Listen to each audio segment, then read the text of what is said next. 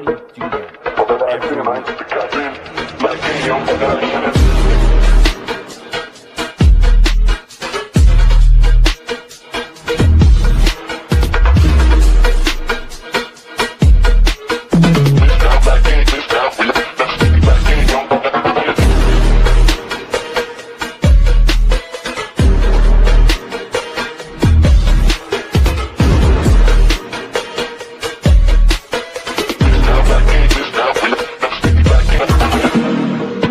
Woody's at his age.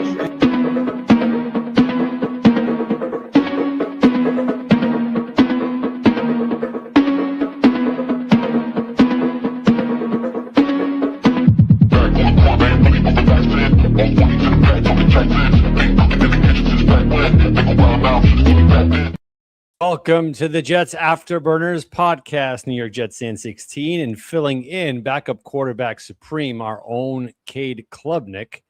Armand is in the house. What's going on, Armand? Nothing much, Dan. Just enjoyed my day off from work. Went to the Met game. Had some issues down at Penn Station. Was on a train waiting to go to Citi Field, but then there was a fire at Penn Station, so we had to evacuate. Damn Knicks fans. We were told to get onto a one train. There's a little bit story time before we get into the jet schedule. We get onto a one train because we were told get onto a one train, not like which one train you get on, because there's different one trains. We get on the wrong one, of course. Me, my friend, and some other fellow Mets fans that got off the same train as us. It stops off at 28th Street. We realize we're going the wrong way. So we get off of that. We have to get out of the subway. Then we see the proper one train we have to take. We have to go across the street, back down the stairs to the subway. We get on the one train. We take that to Times Square. Then, of course, they don't do this. They don't have 7 express trains running in the morning or afternoon. Why would they? So we have to get on a 7 local train and take it for like 20 stops. And it's crowded. And it stops like every 3 minutes. That's how so many stops there are. Oh my goodness, dude! Until we get to we luckily we got on the train a little bit after 12, the 7 train. We got there. We got to the stadium 10-1. We got into the stadium while they were singing the national anthem. Can you at least tell me that they won? Oh, they won 9-4. 5. Oh, thank goodness. At least. Oh my goodness. At least one team's winning. And then, of course, when we were getting out, we thought that the fire and stuff would be taken care of, that we would take the LIRR back to Penn Station. Yeah. Nope. They suspended service because they wanted to make sure because they had to do repairs to all the tracks. What is going on? So then we took the LIRR, but we had to take it all the way to Grand Central. And then from Grand Central, we had to walk right to Bryan Avenue by the library. Right. And we catch the orange train, the BD line, and take that all the way to 34th Street and catch the path. Got home a little bit after 5. I took a nice shower because, the subways. It's clean. I don't know what you're talking about. The subways are clean. They're hot. They're dirty. You got so many people coming out of work. It's I was sweating. It's actually a beautiful day today, even though it's supposed to rain. Okay. Now, I liked how you lathered the people up with that story because it can't get any more New York than that. Subway stations, fires in the Midtown Tunnel, all this good stuff. And you know what? I think it was a premonition, my man. It was deliberate because it came all to the culmination of today's. It just dropped. The Jets 2026 schedule and loaded with primetime games. A lot of 8 o'clocks, 9 o'clocks. The first game of the season against, solid and whatnot. I'm telling you, you gotta make sure that you call out of work the next day because it's going to be worth it. Late nights, not. This is exactly what I love. This is my kind of schedule. And this isn't green color glasses schedule. This is a New York Jet type of schedule. We don't expect much.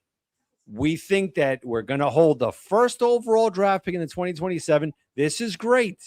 And this is where the Jets surprise the masses. Armand, what are your thoughts on this 2026 schedule and how it's outlined? I'm not surprised about having no primetime games. The Jets are not the only team. The Titans, the Cardinals, the Raiders, and the Dolphins are the other teams that don't have no primetime games. The one thing I will say that I am very surprised at, if you look at the first half of the season, weeks 2, 3, and 4, the NFC North division, back to back to back. I thought you might do 2 back-to-backs, like right between Green Bay, Detroit, and Chicago. You might go Green Bay, Detroit, Green Bay, Chicago, Detroit, Chicago. Because you look at the bottom, one of our final games of the season is Minnesota. I'm surprised you didn't take one of those 3 teams, right? Green Bay, Detroit, and Chicago, and try to pair it to go back to back with Minnesota. Well, that wouldn't work. That wouldn't work with us. And we have breaking news. Breaking news. The schedule just came out for the New York Jets. It's 8:07 p.m., 14th of May. Breaking news. And the Jets have been eliminated from playoff contention. So, no, I'm joking, guys. I'm joking. The Jets have something to look forward to. And you're saying something about here with the Vikings, week 17. I actually like how it's formatted. You have week 1. Let's dive into it. It's against Salah. It's at Tennessee. It's at Nashville. And not for nothing, this is exactly what I want to see Aaron Glenn improve upon. Obviously, road games. What has he learned last year? Nothing. He's learned nothing. He's the worst. He's horrendous. That's how it goes, right? That's the narrative this offseason. He has been one of the worst head coaches in Jets history in year 1. It's very close to Rich Kotite. Okay, great. Give you that. But this is where year 2 comes in. I want to know if he gives Robert Saleh, the former Jets head coach, a run for his money. Let's make something very clear. Cam Ward, heading into year 2. He does have a lot of it factors. He absolutely does. But with that being said, the New York Jets are stacked on defense. They are built to pin their ears back, head straight for the quarterback. You got David Bailey, 2nd overall pick. They had the choice between Arvell Reese and David Bailey. They went for the proven commodity, and they did it. Can him and Will McDonald be that force that we wish Jermaine Johnson was, that now he is also playing with the Tennessee Titans? How do you kind of see this game going? Now, many might say it's early. I don't see it early. What you see in the Jets roster, that's what you have. That's the team. That is the team, ladies and gentlemen. How do you see, Armand, the Jets faring with the Tennessee Titans in Nashville? If you really look at it, not just from a roster perspective, they're very similar. Mm-hmm. You have Saleh and Dable, who's the OC, right? And you look at the Jets coaching staff, Glenn and Frank Wright. Right. You kind of think of it in wrestling, a tag team match. Right. Saleh's going to deal with the defense. Glenn is going to deal with the defense and call the defense. Dable's going to dictate the offense and call the offense. Reich is going to dictate and call the offense. I think the big difference is Geno Smith and Cam Ward. How are Dable and this fall, as much as it falls on the 2 quarterbacks, it also falls on Dable and Reich, how they are going to use them. Are they going to use them as game managers to start off the season, especially how we all see preseason games? Right. And also we have to see how healthy the teams are. We all know through camp, through preseason games, players get hurt. So we have to see what the rosters are going to be going into September 13th. Well, I like that you brought up Geno Smith and Cam Ward. I like that because many of us Jet fans, including myself, and this is not being a negative Nelly, all right? This is just the byproduct of being a Jets fan. Geno Smith, who is he? Jekyll and Hyde. Is he the Seattle Seahawks quarterback where he had a boatload of weapons and he knew how to use them? He had a defense that was stout. Is it that? Is it that Geno? Or is it the Geno Smith of the ultimate of ultimate excuses of last year? Well, Geno could not do good because the Raiders were horrible. They didn't have that much firepower. The coach was a Super Bowl winner. So they're throwing a whole bunch of stuff there. What is Geno gonna bring to this team? I know he could spin it. I'm taking all of my perspectives of anti-Genoism because I'm sorry, that's how I feel about Geno. I will always remember his tenure here, always. Me too. And all of the road that he took to get to where he is right now, it doesn't change the narrative for me. He is a stopgap quarterback. Is he a Vinny Testaverde for us? That what Vinny was to 98? That I have no idea. I got to be honest with you, Armand. I have no idea. Even when we signed Vinny in 98, no one in their right mind ever thought that Vinny was going to be that. What we thought of Vinny was Tampa Bay Buccaneer Vinny, throwing 28 interceptions Vinny, like the turnover machine. Yeah. Then, in the right system, he turned it around. Now, enter Geno Smith with the New York Jets. He has so much firepower. I'm telling you, if he doesn't make it here, he can't make it anywhere. The ultimate antithesis to like the Frank Sinatra song. He has everything.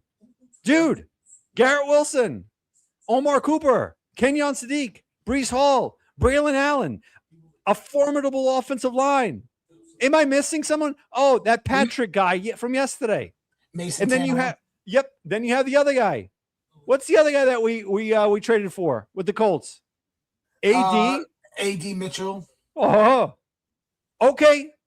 There's no excuse. There is no excuse. So now Jeremy Rucker does tight end 3 as an extra blocker. Okay. Oh, and the other tight end, Taylor's kid, Mason Taylor. Coming into year 2. Now, with all of that here, and we just touched a little bit on the defense. I'm sorry, but I'm looking at this game and saying whether it's close or a blowout, whatever the case is, I'm not going there. Win. I'm looking at this game as, all right, Aaron Glenn, win. The way how Darren Muji made this club into a team where opponents don't know. They have no idea what they're getting themselves into. No freaking clue. No idea.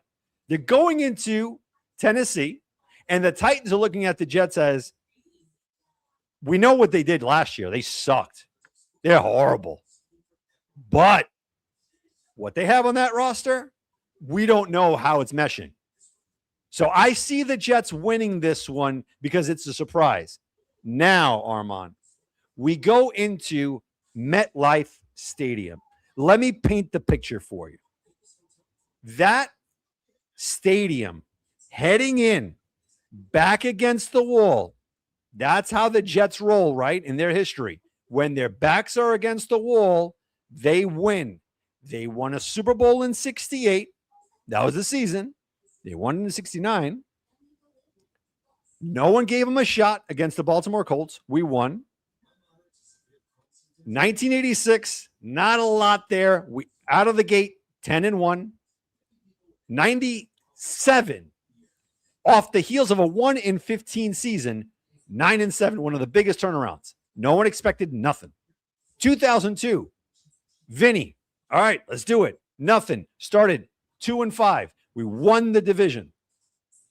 Then in 2009, no one in their right mind thought that the USC quarterback, Mark Sanchez, rookie, would lead them to the AFC Championship game 2 times. Now, the MetLife Stadium, the human like size air conditioner, loaded with Jets fans beyond recognition. Jets, Jets.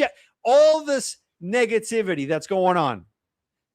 Every single Jet fan there is going to say 2-0, 2-0, 2-0. Here comes Jordan Love. And we all know that dude is legit. You have LaFleur, superb head coach. They know situations. They've been in this atmosphere before. Can the Jets carry the winning momentum from week one as now the level is above them? Or can the Jets match it? Talk to me. Speak to me.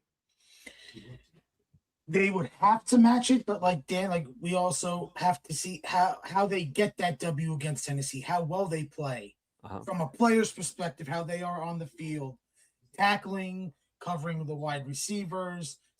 The biggest issue, Dan, I think you agree from last year with the defense, stopping the run. Right. Are they going to be able to stop the run against Tennessee? I forgot who the running backs are, but also could they stop Green Bay's running game? Also Green Bay has one of the best wide receiving cores. Yes. Even losing Romeo Doubs, they have big head. They have 3 guys that they could roll out there and just spread the field. Will this secondary show up? Will AZ Thomas be on the field? Pons, how is he going to cover Christian Watson or who's ever in the slot?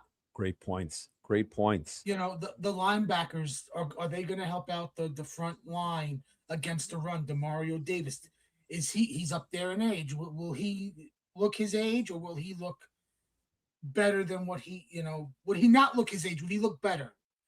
Has he lost a step? Jamie and Sherwood has to show that he's going to be better in this defense. He wasn't good last year, and we all wanted him out. We all wanted him out. Can they stop the run against Green Bay? So all of these acquisitions that the Jets got this offseason, Devontae Sweat there. There's no Quinnen Williams anymore, guys. There's no more Sauce Gardner if you've been living under a rock. This is a complete different overhaul defense than what you saw last year. Last year, no interceptions whatsoever, right? Nothing. So now we have a Jets roster in which the defense, there's no excuse, man. There's no excuse, none. Even at safety. Minkah Fitzpatrick. You want to make excuses? Oh, he's old. He's old. Way better than any safety that the Jets had over the past 3-4 years. Tony Adams? Are you kidding me? Chuck Clark? What? Now, what I do see teaming up with Fitzpatrick is VJ Payne. 6'4", free safety. Reminds me a lot of Cam Chancellor. A lot. Big build. Come over the middle, he will knock you. Ball hawk. Get back to defensive line.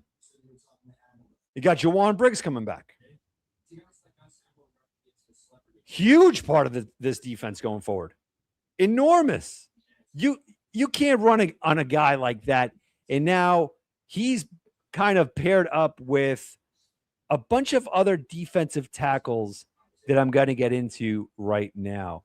And you let me know what you think of this year. You have Joseph Asai coming from Cincinnati. Harrison Phillips. You want to talk about a guy that he places all the check marks on the boxes. Leader, locker room leader. He's like, you know what? I'm here. I got traded here. We're going to turn this ship around. Love it.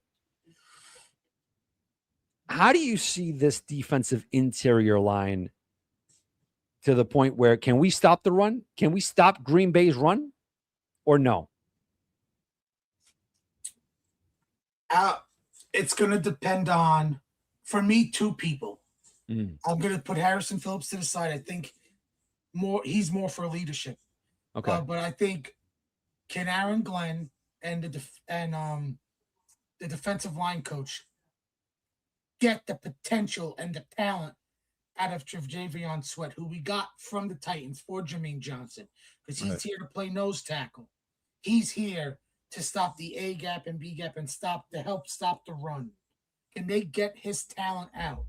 Because I believe that was one of his things. Is he, as much as he didn't fit Salah's system, I don't think we saw the best out of him in Tennessee. Can Glenn and Dunbar, the defensive lines coach, get the best out of him? Well, now, and then second person I'm going to bring up, the other defensive tackle who we got last year from the Cleveland Browns, Briggs. Can he bring, when they play a 4-3, because like Glenn has said, he's going to do a multitude of fronts in the 3-4 and the 4-3. Can he be the guy that brings the interior pressure? Maybe not to the level of Quinnen Williams, but just, how Quinnen brought pressure as a defensive tackle. Can Briggs be that interior pass rusher for us to go alongside Will McDonald on the edge and David Bailey on the edge and guys like Asai and Phillips and Sweat? Those three guys can be more towards the running game. What about Mozzie Smith? What do you think? And just prefacing, I thank everyone for liking here. Please press the like button. It definitely means a lot for our algorithm. We have a lot of people in the back. We'll definitely get to you. We just have to rip through the schedule first, and then we'll definitely take on callers. Okay. I like Mozzie. So do I. A lot. I think, and this could be a hot take, I'm going to throw this out there. I think he's fighting for a roster spot. I think he's going to be one of the bubble guys. Wow. Really? Wow. I thought he was an integral piece with the Cowboys, and Muji definitely wanted him. And not saying that he would be the deal breaker, but I think you're probably right. Maybe there's a reason why they didn't sign him. He was a first-round pick, and they declined his fifth-year option. Yes, they did. That's what I'm saying. Like, it's more of a prove it deal. Yes. All right, here we go. Green Bay Packers. All said and done, everything that we talked about. Do you think that our defense could make Jordan Love's life a living hell? Yes. Okay. And the two people. So these three players have to be healthy and be playing. Okay. Will McDonald, David Bailey from the edge, like they have to really disrupt that off. But I'm gonna go a little bit outside the box. Jamie and Sherwood. Inside linebacker. If he can cover Tucker Kraft, the tight end for the Packers, and keep him from catching balls and take away one part of the passing game, I think that's going to be a huge help for this defense against Jordan Love and the Packers. Because like I said, their wide receiver room, they can spread it out with Reed, Watson. I agree. So at this point, I see a lot of 2009 where we go on the road, we win, kind of like against the Texans. Again, the Titans are very similar to that team, the Texans. We come back home. No one expects us to win. The crowd is crazy. And we come out victorious. I see the Jets winning this one as well. And now everyone's riding high. This is where I think the Jets get a reality check. This is where a lot of people watching the show are like, oh, well, of course, the Jets are going to be 2-0. You guys are Jet fans. No. We're breaking shit down. This is where things start getting real. When you go to the opponent's house, they have everything working at top-notch cylinder settings. And this is the Detroit Lions, week 3. Jared Goff, Williams, everything. I mean, I'm raw guy. Everything. Yeah, God bless you. Freaking furniture started floating around just now. Defense, Hutchinson, all that. I don't think it's going to be pretty. I honestly don't think it's going to be something where you're going to be like, oh, at least we learned something there. I think it's going to be a big time humility kind of check to humble the Jets. They say, oh, 2-0, you think you could beat the world, this and that? Nope. Hey, Aaron Glenn, we know you very well. Very. I'm looking at this as a shellacking. I see this where Geno Smith gets unfreaking raveled. Now, could I be wrong? Yeah, of course, 100%. I could be wrong with the first two. Yeah, we all can. All of us. We got no crystal ball. I'll play devil's not into advocate. That witchery. Dan, I'll play devil's advocate. I think the reality. I do think I'll agree with you. Beat Tennessee week 1, 1-0. I think the reality check is the home game against Green Bay. Just because, like you said, the energy, the crowd, I could just see that's a game the Jets let us down. Either getting shellacked, a blowout, or just there's one stupid penalty done by this team, whether it's on offense, whether it's on defense, or hell, maybe it's a mistake on special teams, a kickoff return for a touchdown, a punt return, a missed field goal, a missed extra point. If that happens, what you're saying right now, and I'm not disagreeing with you. I'm not. All I'm saying is, if that happens, in my opinion, the season is lost as early as week 2. And a lot of people might push back and say, no way. It's so early. That's a huge part of this crucible. You lose at home against the Packers. I don't care how you lose, by big, small, whatever. It brings the fans to a certain point where I guess we got to start looking at Archie Manning. We have to start looking ahead, because now we have the next two that are not going to be easy at all. And you start right off the gate 1-3. Not good. But let's stick with the scenario. Lions, I believe we lose the game. I will play devil's advocate, and I could see them beating the Lions. And I'm going to bring up a game. I forgot what year it was, but the Jets were at home at MetLife. Okay. And they faced Sean Payton, Drew Brees, and the Saints. And everybody had the Saints winning that game. Okay. Jets upset them. Yes, you're right. Okay, so you know what? Let me make a dual list here. I have the Jets winning the first two and losing against the Lions. You have the Jets winning against the Titans, or no? Yes, 1-0. Okay, and against the Green Bay Packers, you have them winning or losing? The disappointment game. Perfect. And against the Lions, you see them winning. Yes. So far, we're tied. So far, the Jets are above 500. Crazy. Insanity. But again, it's a crazy league. Now we play. We stay away. We're away. We're playing against a head coach that, man, I wish he was our coach. I really wish. Ben Johnson. It didn't take him long, right? It didn't take them that long to implement his system. Shoot. He is on top of his game with Caleb Williams. I'm sorry, man. I'm going to say it again. We're going to get destroyed. And this is not being negative, Jet fans. It's not.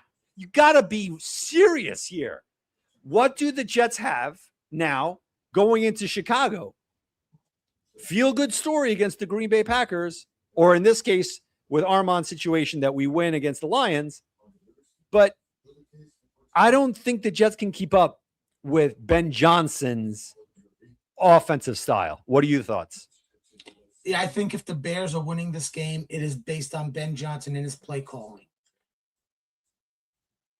Because he is a mastermind at it, of how he play calls, and, because there are, and it's also, I would say, Caleb and how he performs. Sometimes he doesn't make the best throws. Right. But he's still young and growing and improving, and he should be improving in this game. But I would say Bears win this game because of their head coach. Wow. Okay. Yeah, no, I hear you. So a loss there, and now we're at 2-2. Okay, so we're 2-2 here. And number one, thank you for all the 200 viewers right now. Please hit that like button on YouTube, hit that subscribe button. It definitely helps us out so much. We're 2-2 here, and this outcome for the first 4 games has no indication of green colored glasses or the doom and gloom Jet fan. All right. It's very realistic that you could start off the gate 2-2. Right now, we head into the tiebreaker. The tiebreaker is back home. All right. 2-2. We're there against the Cleveland Browns here at home, whether it's Mr. Hands-on Deshaun Watson or Shador Sanders, who's evidently a Pro Bowler. He's that good. Just letting you guys know, Shador Sanders is an absolute beast. He deserved every vote last year. That's how great he is. Not. He is horrible. I'm sorry, he is not an NFL quarterback. He's like Bronny playing with his dad. That's what I see in Shador Sanders. He's horrible. Now, the Jets found their match. Another team like the Tennessee Titans, but we have them at home now. I could see a world where the Jets can win this game. Obviously, I could see it. You have firepower on offense. The Browns are the visitors. Hostile environment. But you also want to talk about a letdown game. This could potentially be it too. Yeah, what do you think? 2 things. Who's the quarterback for Cleveland? And second, I'm going to bring up the offensive line versus Myles Garrett. Okay. How are they going to deploy him on the line? Oh. Are they going to move him around to each edge? Are they going to play him on the interior? Will he be facing Olu in the entire game? Will he be facing Armand Membu, my guy? Shout out Armand, the entire game. Or are they going to move him around the entire defensive line to make sure he's just playing the whole entire defensive line to try to get him to disrupt it, to get to Gina? And I think that is the biggest matchup against Cleveland, is the offensive line versus Myles Garrett. And then who is Cleveland's quarterback? Okay. Will it be Deshaun Watson, who at this day and age, probably a statue there? So will it be, it's hard, I'm not saying it's easy, but can David Bailey, can Will McDonald, and the other edge rushers get to him? But my first matchup is the offensive line versus Myles Garrett. And it comes from the point of, how is Cleveland going to deploy him? Are they going to deploy him throughout the entire line on both edges, and plus the interior where he faces Pittman, Parnham, and Myers, the interior? Like, how is he? That's one thing I think. Like, that's the biggest matchup for me. The Jets offensive line versus Myles Garrett. Perfect. And I love that you brought Myles Garrett. This is where, in my opinion, the season takes the turn. We win the game, but something happens where no one is expecting. And I'm not wishing injury on anyone, but sometimes things like this do happen. I feel like Gino will try to do way too much. And I think when it's all said and done in training camp, Cade Klubnik will be the backup quarterback to this team. I don't think it's going to be Russell Wilson, which I think the Jets are going to sign. I think they're going to put the best quarterbacks behind Geno Smith. And in my opinion, I'm going to digress. This stream is going too well. I don't want to say anything that's going to hinder my views on this. It will, but not yet. All right. I think Cade Klubnik comes into the game. I'm going to just put it this way. The Jets are 2-2. They don't know their identity. Geno's not having a good game against equal kind of competition with his own team. Either he gets pulled, home game, the entire stadium is going to just crazy. Like when Kellen Clemens went onto the field, all that good stuff. Or Mike White came onto the field. Mike White, Glenn Foley, all these, the backups. Now, here's my question. I think you will agree this is the biggest question with what you're bringing up, Dan. Do we trust Aaron Glenn to make that decision? That's what I'm saying. You bring up a good point. Let's take away Geno getting injured. Okay. Geno's just having a bad game. Yep. Let's say they're down. Let's say the score is 24-7 at halftime. Geno's has 2 interceptions. One is a pick 6. Yep. Is Aaron Glenn going to have the fortitude to just say, you know what? We're going to play the kid in the second half and just tell Frank, let him rip it. Let's just throw the ball around to see what happens. I think the first layer of this question was answered in January, in February, when we saw that Glenn said, you know what? If we're going to go down, it's going to be on me. When he got Brian Dukey as a defensive coordinator, that showed everyone that the Jets are going to go through Aaron Glenn's defense because he's going to be calling the plays. It's going to be all on his back. He's going to make all of these executive decisions. He's not going to be second guessed. This is my perspective out of what he learned with Parcells, what he learned with Sean Payton and Campbell. I think he will have the nads to do that, to say, all right, you know what? I'm putting Cade in there. Now, we win the game. I'm giving them a W. What are you giving them? I will give them the W here. Right? So now we're 3-2. We got a new signal caller now. Now it's the unknown. We're stepping into the middle of quarter number 2 of the season. And we're going to play against they're not even rivals. Like whoever says the Pats and the Jets are, right, that rivalry. There's no rivalry. The Pats have we hate them. We hate them, but there's no rivalry. A rivalry is that you win some, you lose some, you win some. Oh man, I hate them.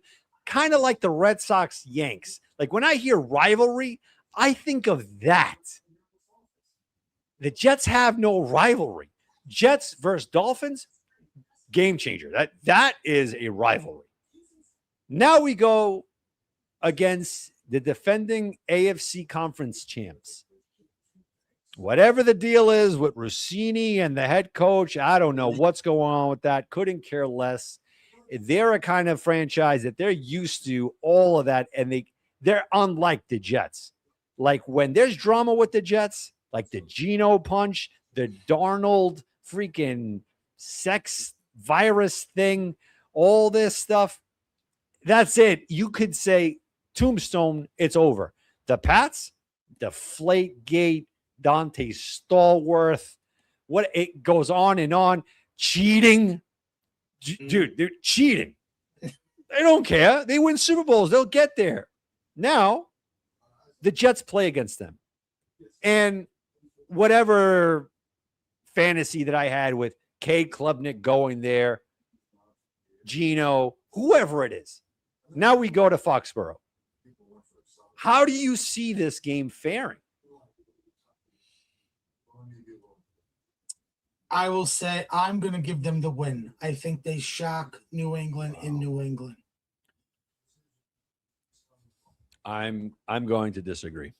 I think it's not going to be a blowout, but I think the Jets, until proven otherwise, they can't win in Foxborough when it matters. When it matters, they fold, man, like a freaking Shea Stadium chair, man. Like they fold. It's no good. If they win that one, the season that puts me at what, 4-2? That puts you at 4-2 so far. I'm giving them a loss. I'm giving them a loss. So now here we go, AFC divisional guys. Then next week we play against Malik Willis here at home. Who I don't think much of Malik Willis. I'm sorry. I don't know what the hype is. I look at him and I think of that quarterback from the other quarterback from the Packers who had a big payday with the Seattle Seahawks. What's his name? I think it was Wynn. No. I know what you're talking about. He got what the hell's his name? What the hell's his name? Flynn. Matt Flynn. He had $40 million guaranteed, and then he lost the job to rookie Russell Wilson, who outplayed him. Yes, exactly. Look at all the positive heads coming on the show here. Look, man, you know what? You have every right. Every right. So I know, Dan, you hate the Dolphins, so you're going to hate me for saying this. This is my lull. This is where the Jets are going to let us down. I'm going to give them a loss with Miami. I'm going to give them a win here. I don't know. I just feel like there's that home field advantage type of thing, especially if they win against the Green Bay Packers. I feel like if they beat the Pack, then home field advantage has that kind of stigma around it. Like, yo, we play good when we're at home. All right. So I could see where the Jets just annihilate the Fish. Like it's a statement game. And now, but you see them losing here. So far you have. I think Geno is still our starter, and this game is going to come down to Geno or Malik. I got you. Two studs. Because look at it. Both teams are in the same ocean. Right, they're both the Jets and the Dolphins are in rebuilding situations, with stopgap quarterbacks. So it's who's going to make the lesser mistakes. I just think Geno's going to make one more mistake than Malik.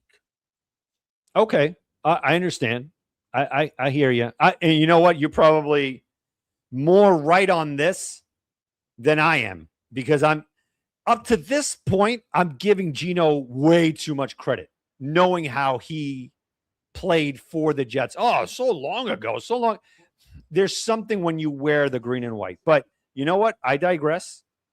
I'm thinking Malik Willis will throw more picks than Geno. I think it's going to be a game where it's going to be nasty. It's going to be an ugly game. Oh, it's going to be ugh.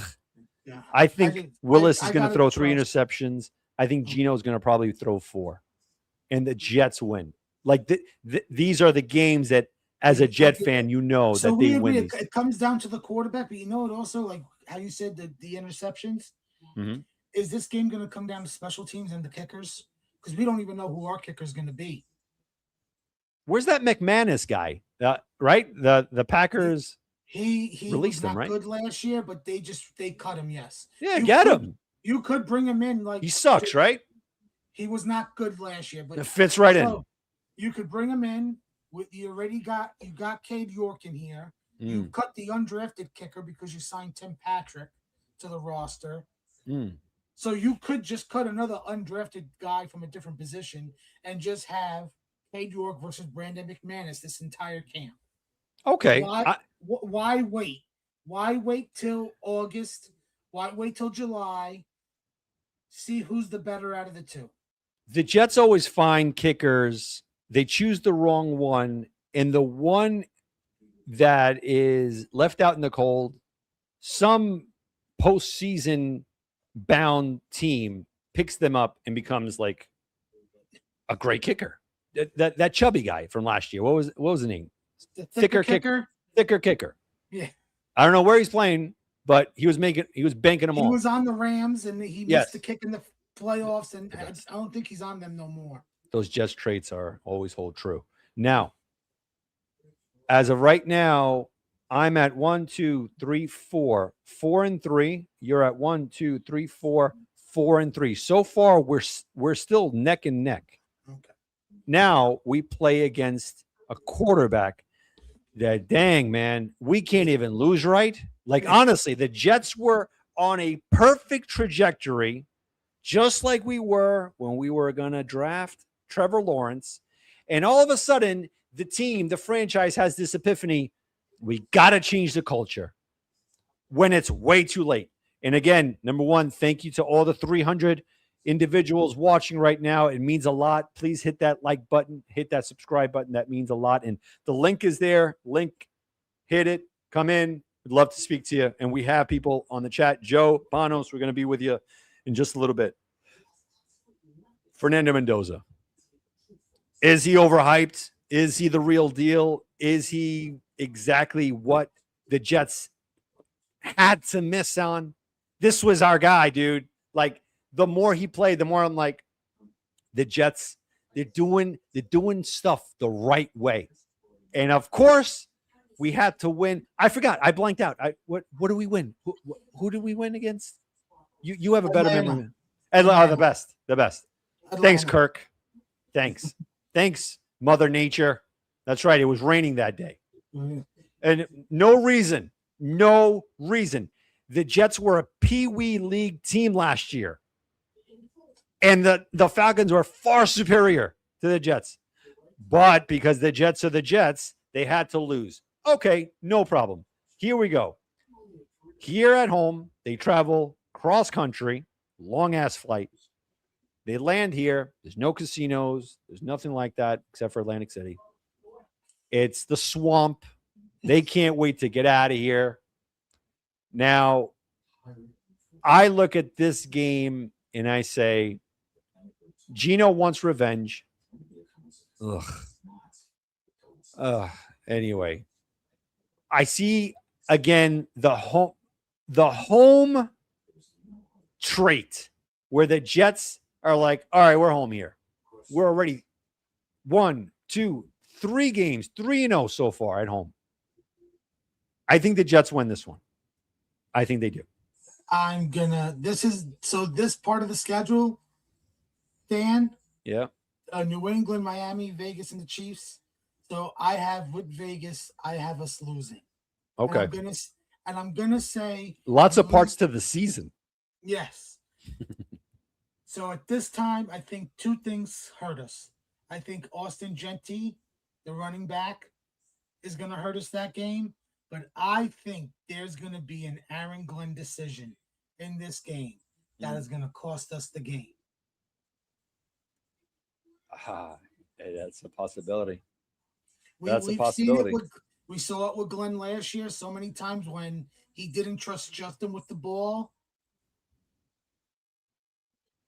Listen, what we're going to do here, because how this schedule is panning out, I hit 1, 2, 3, 4, 5 wins. You hit 1, 2, 3, 4 wins. I think we are past the Arch Manning sweepstakes. We're past. There's no more. That's it. We won way too many games. But when we're done with this schedule, we're going to bring on some guests. And we're going to go through the Colts schedule. I think the Colts schedule gives us more of that opportunity to land a franchise quarterback in 2027 if Cade Klubnik isn't the guy. I mean, it's very Jets-esque, right? And I'm a fool for it as well, because I'm drinking that Kool-Aid. Oh, Cade Klubnik, number 10, Chad Pennington. Oh, this is the vibes. It's happening. Let's go back down to earth. So you have the Jets losing against the Raiders. All right. Now the fun begins, guy. We go to Arrowhead. Is Pat Mahomes healthy? I think by week 9, yes. I think he's ready. I think this was the worst time to play him. Week 2, no problem. You know what I mean? I'm cool. I'm all right. You know who's the backup quarterback? Was that Henny? I could look it up. Chad Henne? I think he retired. Yeah, I'm sure. Who else? Steve Bono? Matt Cassell? I don't care who it is. Pat Mahomes is playing. I see the Jets. I see the Jets. I feel it. I know it. It's a no-brainer. The Jets are losing. It's our good buddy Justin Fields. Remember we traded him. Oh my god! This guy's gonna That's tear us. right. Yeah, he's gonna tear us a new asshole. We lose that game, irregardless who the quarterback is. I have them as a loss. Like I said, Dan, from Yep. the New England game to the Chiefs game, I have them going 1-3. And the 3 losses are to Miami, the Raiders, and the Chiefs. All right. And So I think 2 players from the Chiefs on offense, Kenneth Walker, who they took away the Super Bowl MVP this year for the Seahawks, the running back, is now the running back for the Chiefs. And I think Xavier Worthy, his speed, is going to haunt the Jets secondary. isn't that the point guard for like the 1980s Lakers? So let's keep going. So now we're home. So in my scenario, the Jets are undefeated at home. Undefeated. Now the Jets come back home. So far, 1, 2, 3, 4, 5. 5 wins. Almost all of them at home. We go into Buffalo. No, we go into MetLife. Sorry. I think the Jets are going to lose this one. There's something that is missing from the New York Jets defense that, and I got to be honest, that Salah had. Salah had something special against the Buffalo Bills. It was disguise. It was the blitz. It was, just the defensive line in and out, in and out. It would confuse Josh Allen. Judging by how Josh Allen wiped the floor with the Jets last year, and I get it. We have, on defense, Bailey, McDonald, Daffy Duck, and all these things. Whatever. I don't see it. I think that the Buffalo Bills are going to be top notch with their new head coach. They're going to be in sync with Brady. So what do you think? I think we lose this one. By a lot or a little? If it's a lot, it means Josh Allen has taken the game over with his legs, running like a tank, and this defense is not good. We lose that one. All right, now we travel. Those expensive airline tickets to Los Angeles, to a land where I actually like that head coach. I thought that the Jets finally came to their senses and would have backed the Brinks truck up and landed Jim Harbaugh. No, why would the Jets ever do that? Why? To your point and to Afram's point, the Jets are cheap when it comes to head coaches. All right, we go there against Herbert. It's an interesting game. Yes. Let's be real. It's a very interesting game. It can be a toss-up game. Let's call it what it is. Herbert is very talented, but also he has some flaws and some inconsistencies in his game. And as much as I like Harbaugh and he's a good coach, he makes some questionable decisions. I think this game is a toss-up, but I think how they're going back to the West Coast, I'm gonna say this is another loss. Wow. I'm going to go on a limb here, and I don't know if you're going to agree with me or not. The Jets lose. The Jets lose this game. And again, we're flying West Coast. Gino's used to the West Coast. Is he going to be the quarterback at that point? I have no idea. I don't think so. But it is what it is. Okay, now the game before the bye. And once we head into the bye, we'll get a little bit more in depth with our final 1, 2, 3, 4, 5 games. Do we sweep the Dolphins? Do we split with the Dolphins? Or do the Dolphins sweep the floor with us and do what the Knicks did to the Sixers? What do you think? I am torn on this because I have the Jets at 4 wins right now, and I have a hard time seeing them get to 5 wins. I'm not saying it's not possible. Right. So for this situation, for this exercise, I'm going to say the Dolphins sweep us. Oh, I'm going to give Dan a very good present here. A nice, holiday, because it's right after Thanksgiving, Black Friday week, the bye week. I think getting swept by the Dolphins cost Aaron Glenn his job, and Frank Reich gets promoted to head coach for the rest of the season. Wow. I could see it. I'm going to go with a win. No. Let me think about this thing. Hold on a second. In Miami,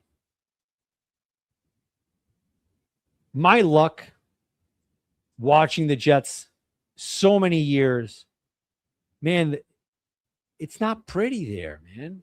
Jets don't do good over there. They don't do good. It sucks, man.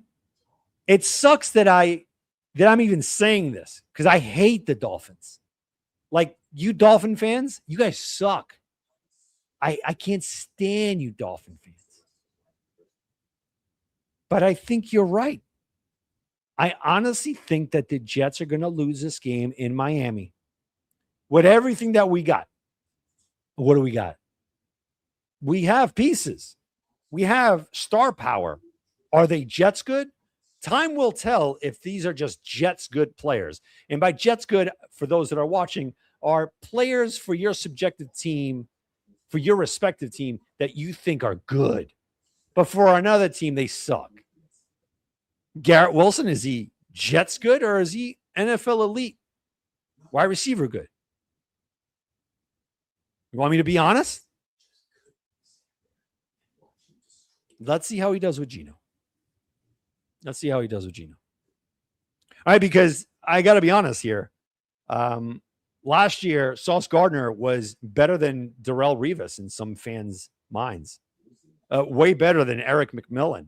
Way better than Antonio Cromartie. Way better than James Hasty. He was just the best. The guy was getting burnt. Holding. The best thing that Sauce Gardner, Ahmad Gardner, did for us is give us 2 first-rounders. That's it. And let's call it what it is. As much as the Daniel Jones injury sucked for the Colts, since Sauce got there, they didn't win a lot of games. Yeah. And helped us get the 16th pick overall. Blame it on the Rue. So I have them losing. We go into the bye here. 1, 2, 3, 4, 5. 5-5. And for me. And for you, it's 1, 2, 3, 4. 4-6. All right, 1, 2, 3. And 4, I 5, will 6, say, 7. I'm going to give some. This is another hot take. I know that a lot of Jets fans are going to take this as a hot take. But with the firing of Glenn during the bye week and Frank Reich going in, I think Frank Reich is going to do the thing and bench Geno and just start Klubnik for the rest of the season. Wait a minute. This is 12 games, right? That we did. Yeah, 12 games. 1, 2, 3, 4, 5, 6, 7, 8, 9, 10, 11. 1, 2, 3, 4, 11, 12. Okay, so you got Miami. So we have here.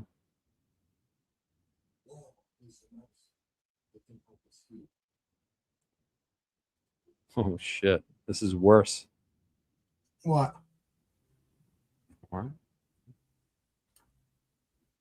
So for the bye, I have the Jets at 5-7. You have the Jets at 4-8.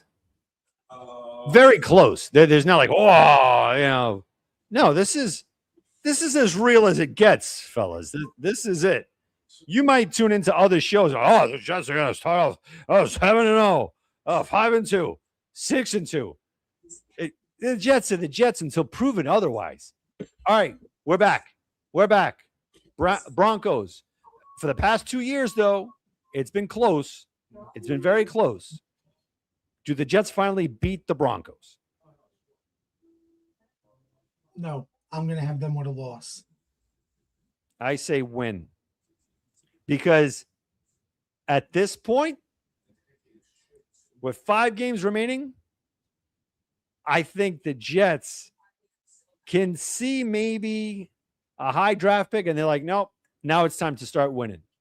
They start winning these meaningless games. They win the game.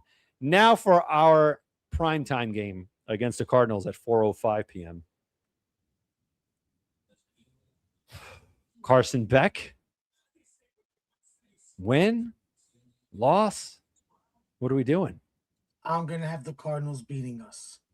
I say the Jets win. These are this game will be Carson Beck versus Cade Klubnik, because like I said, I have Glenn getting fired, Reich being the promoted to head coach, and I said he would bench Gino at the bye week and start Klubnik the rest of the year.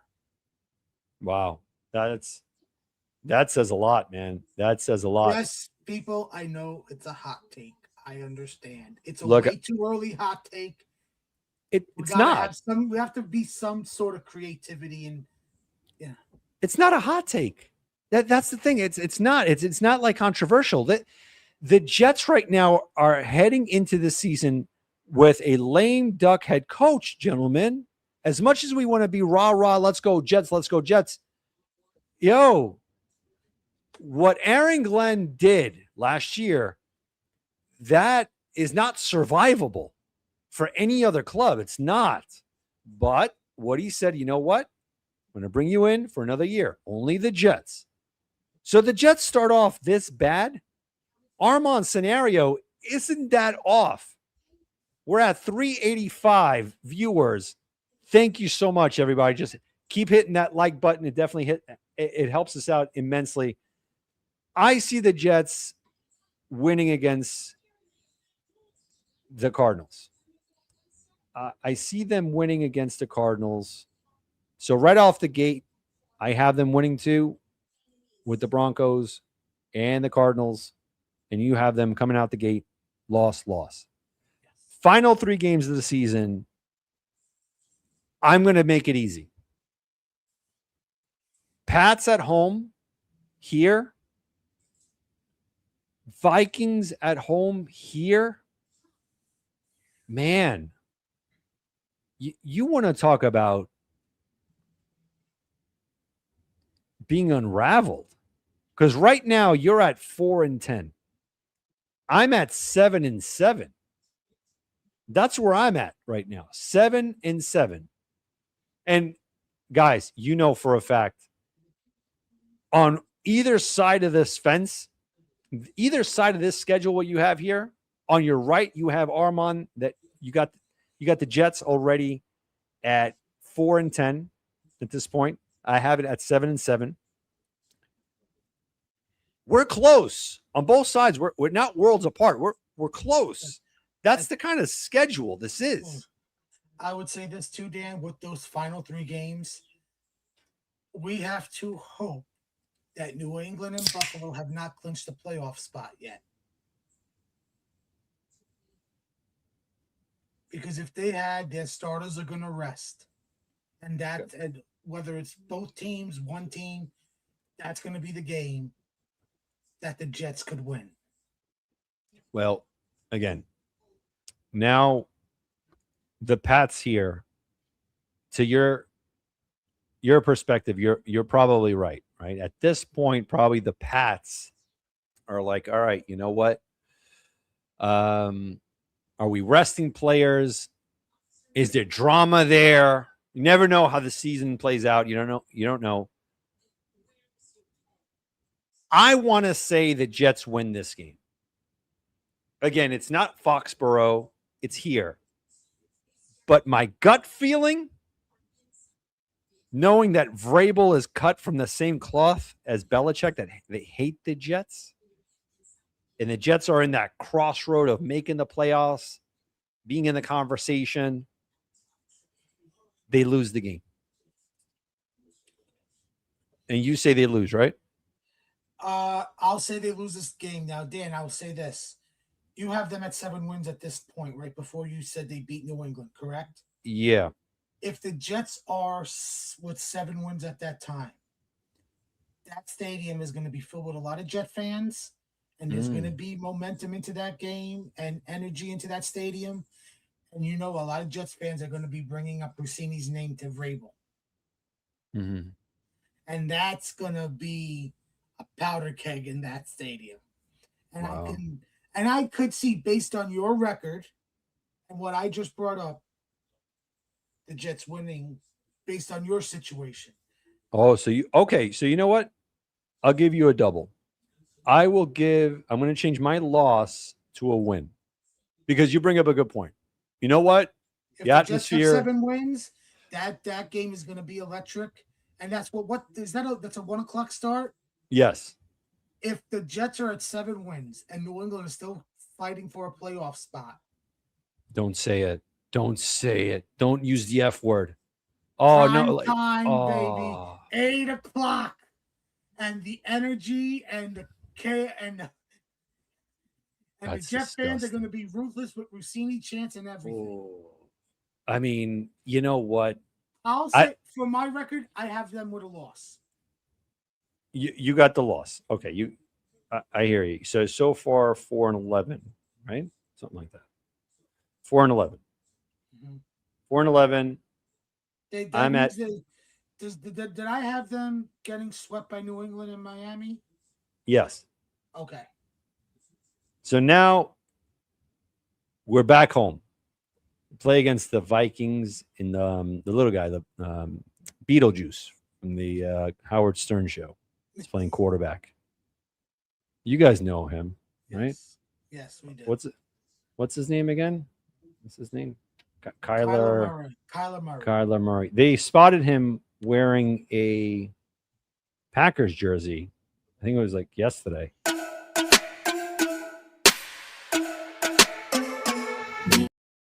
Yep, that's him. So, how do you see this playing out? Boy, here's another hot take, folks. I'm firing everybody.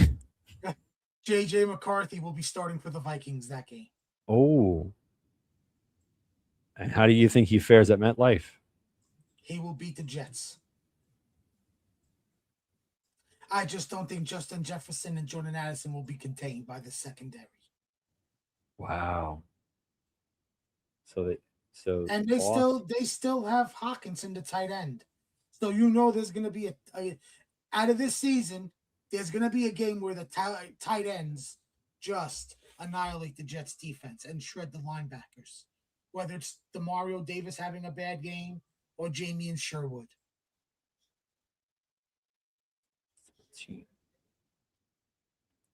I could see Hawkinson with 8 catches, 90 yards, and 2 touchdowns. I see the Jets losing the next 2. Vikings and the Bills. So how do you see Bills? I'm still at 4 wins. Yeah. I'm gonna say this is the game they get their 5th win of the season. They beat the Bills because the Bills will be playing their backups because they clinched the playoff spot. All right. Jets end in my scenario 9-8. Do they make the playoffs? It's 9-8. No. Of course not. What a wasted season. What a shitty season. It's good. It's progress. But here's the bad news. Well, I hate to say this bad news, Dan. Based on your season and your record, Glenn is still here. Yeah. Horrendous. My record, I think Frank Wright is the head coach next year.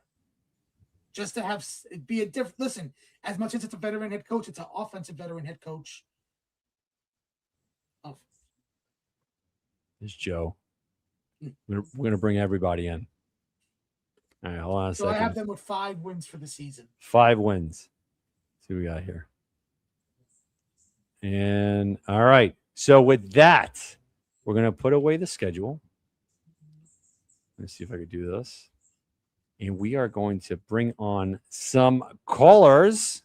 You ready? Are you ready to get some callers? Because I'm ready to see my friends. We're going to go into this. I think we have a better shot at Arch with this. Yeah, I'm telling you, the Colts are going to suck this year. Well, remember, They are going to be one of the worst teams in the NFL. Dan, that's not the only team we have to hate watch. We have to hate watch the Cowboys. And No, but the Cowboys are going to cowboy. You know, they're going to be selecting 12, 14. But we also got to hate watch the Packers. Yeah, but that's in the second round. No, we either get Dallas's first. Oh, or yeah. first. That's right. From the Quinn I'm so far away. Listen, before I bring on the guests, 420. That's a great number. Viewers right now, please hit that subscribe, hit that like button. Definitely helps us up a lot. Now, with that being said, the infamous Joe Catton is in the house. Panos is in the house. Let's get this party going. Let's go. Good evening. Good evening. Great to see you. Great to see. I love that you guys broke that down, but you guys forgot that Aaron Glenn was the coach. He sucks. Right. If you just, like I said in the chat, you don't need to break down the roster. You need to go coach against coach. And every single coach on that schedule can out-coach Aaron Glenn, hands down. Now, if you get the best Aaron Glenn defense, which will probably, what was the highest they were ever ranked? 22nd? When he was the defensive coordinator? Great. So you get the best Aaron Glenn defense, which will be overall ranked 22 in the NFL. I think what I'm leaning to in my heart of hearts, because I know I've been fucked so many times by this team, that the Jets will either be 7-10 or 8-9. Aaron Glenn will be back another year. Geno Smith will be locked into a 3-year, $40 million per year contract. And the Jets, that this one taste of getting close to the playoffs will put the team back another 5 years. No. We wouldn't want it any other way. Go ahead, Panos. So I'm bullish on the Jets and Muji, but not bullish on the Jets being good this year. I'm just bullish on the overall team and where we're going. I like what we're doing. Hi. How was the con? What we need to talk about is exactly what you brought up before, the Colts schedule. I think for the first time this year, I'm going to be able to enjoy watching the Jets, hopefully, because the Colts are going to get us the quarterback. They're going to be a top 5 pick for us. Guaranteed, lock that in. So I'm hoping the Jets are going to be good. Now, seeing that schedule, I think I have the same mentality as last year, where that week 1 is going to be, I'm going to go to that game too, because it'll be the only game that's like worth to go to, always week 1, and it's Nashville. So I'm going to fly down, but that week 1 is going to determine the season. Just like I think with the Steelers game, like I think if we won the Steelers game, I think we would have had a better season. And I'm thinking the same thing, because then, I mean, if you bring up the schedule again, those next 4 games are pretty brutal. And you can't go off like, oh, Cleveland, Raiders, like we're the Jets. They think the same thing about us. Right. Exactly. So you can't say like those teams are bad and that's a win.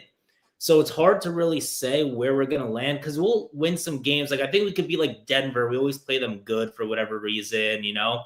I think New England are frauds. I think we could beat them at least once, maybe at home.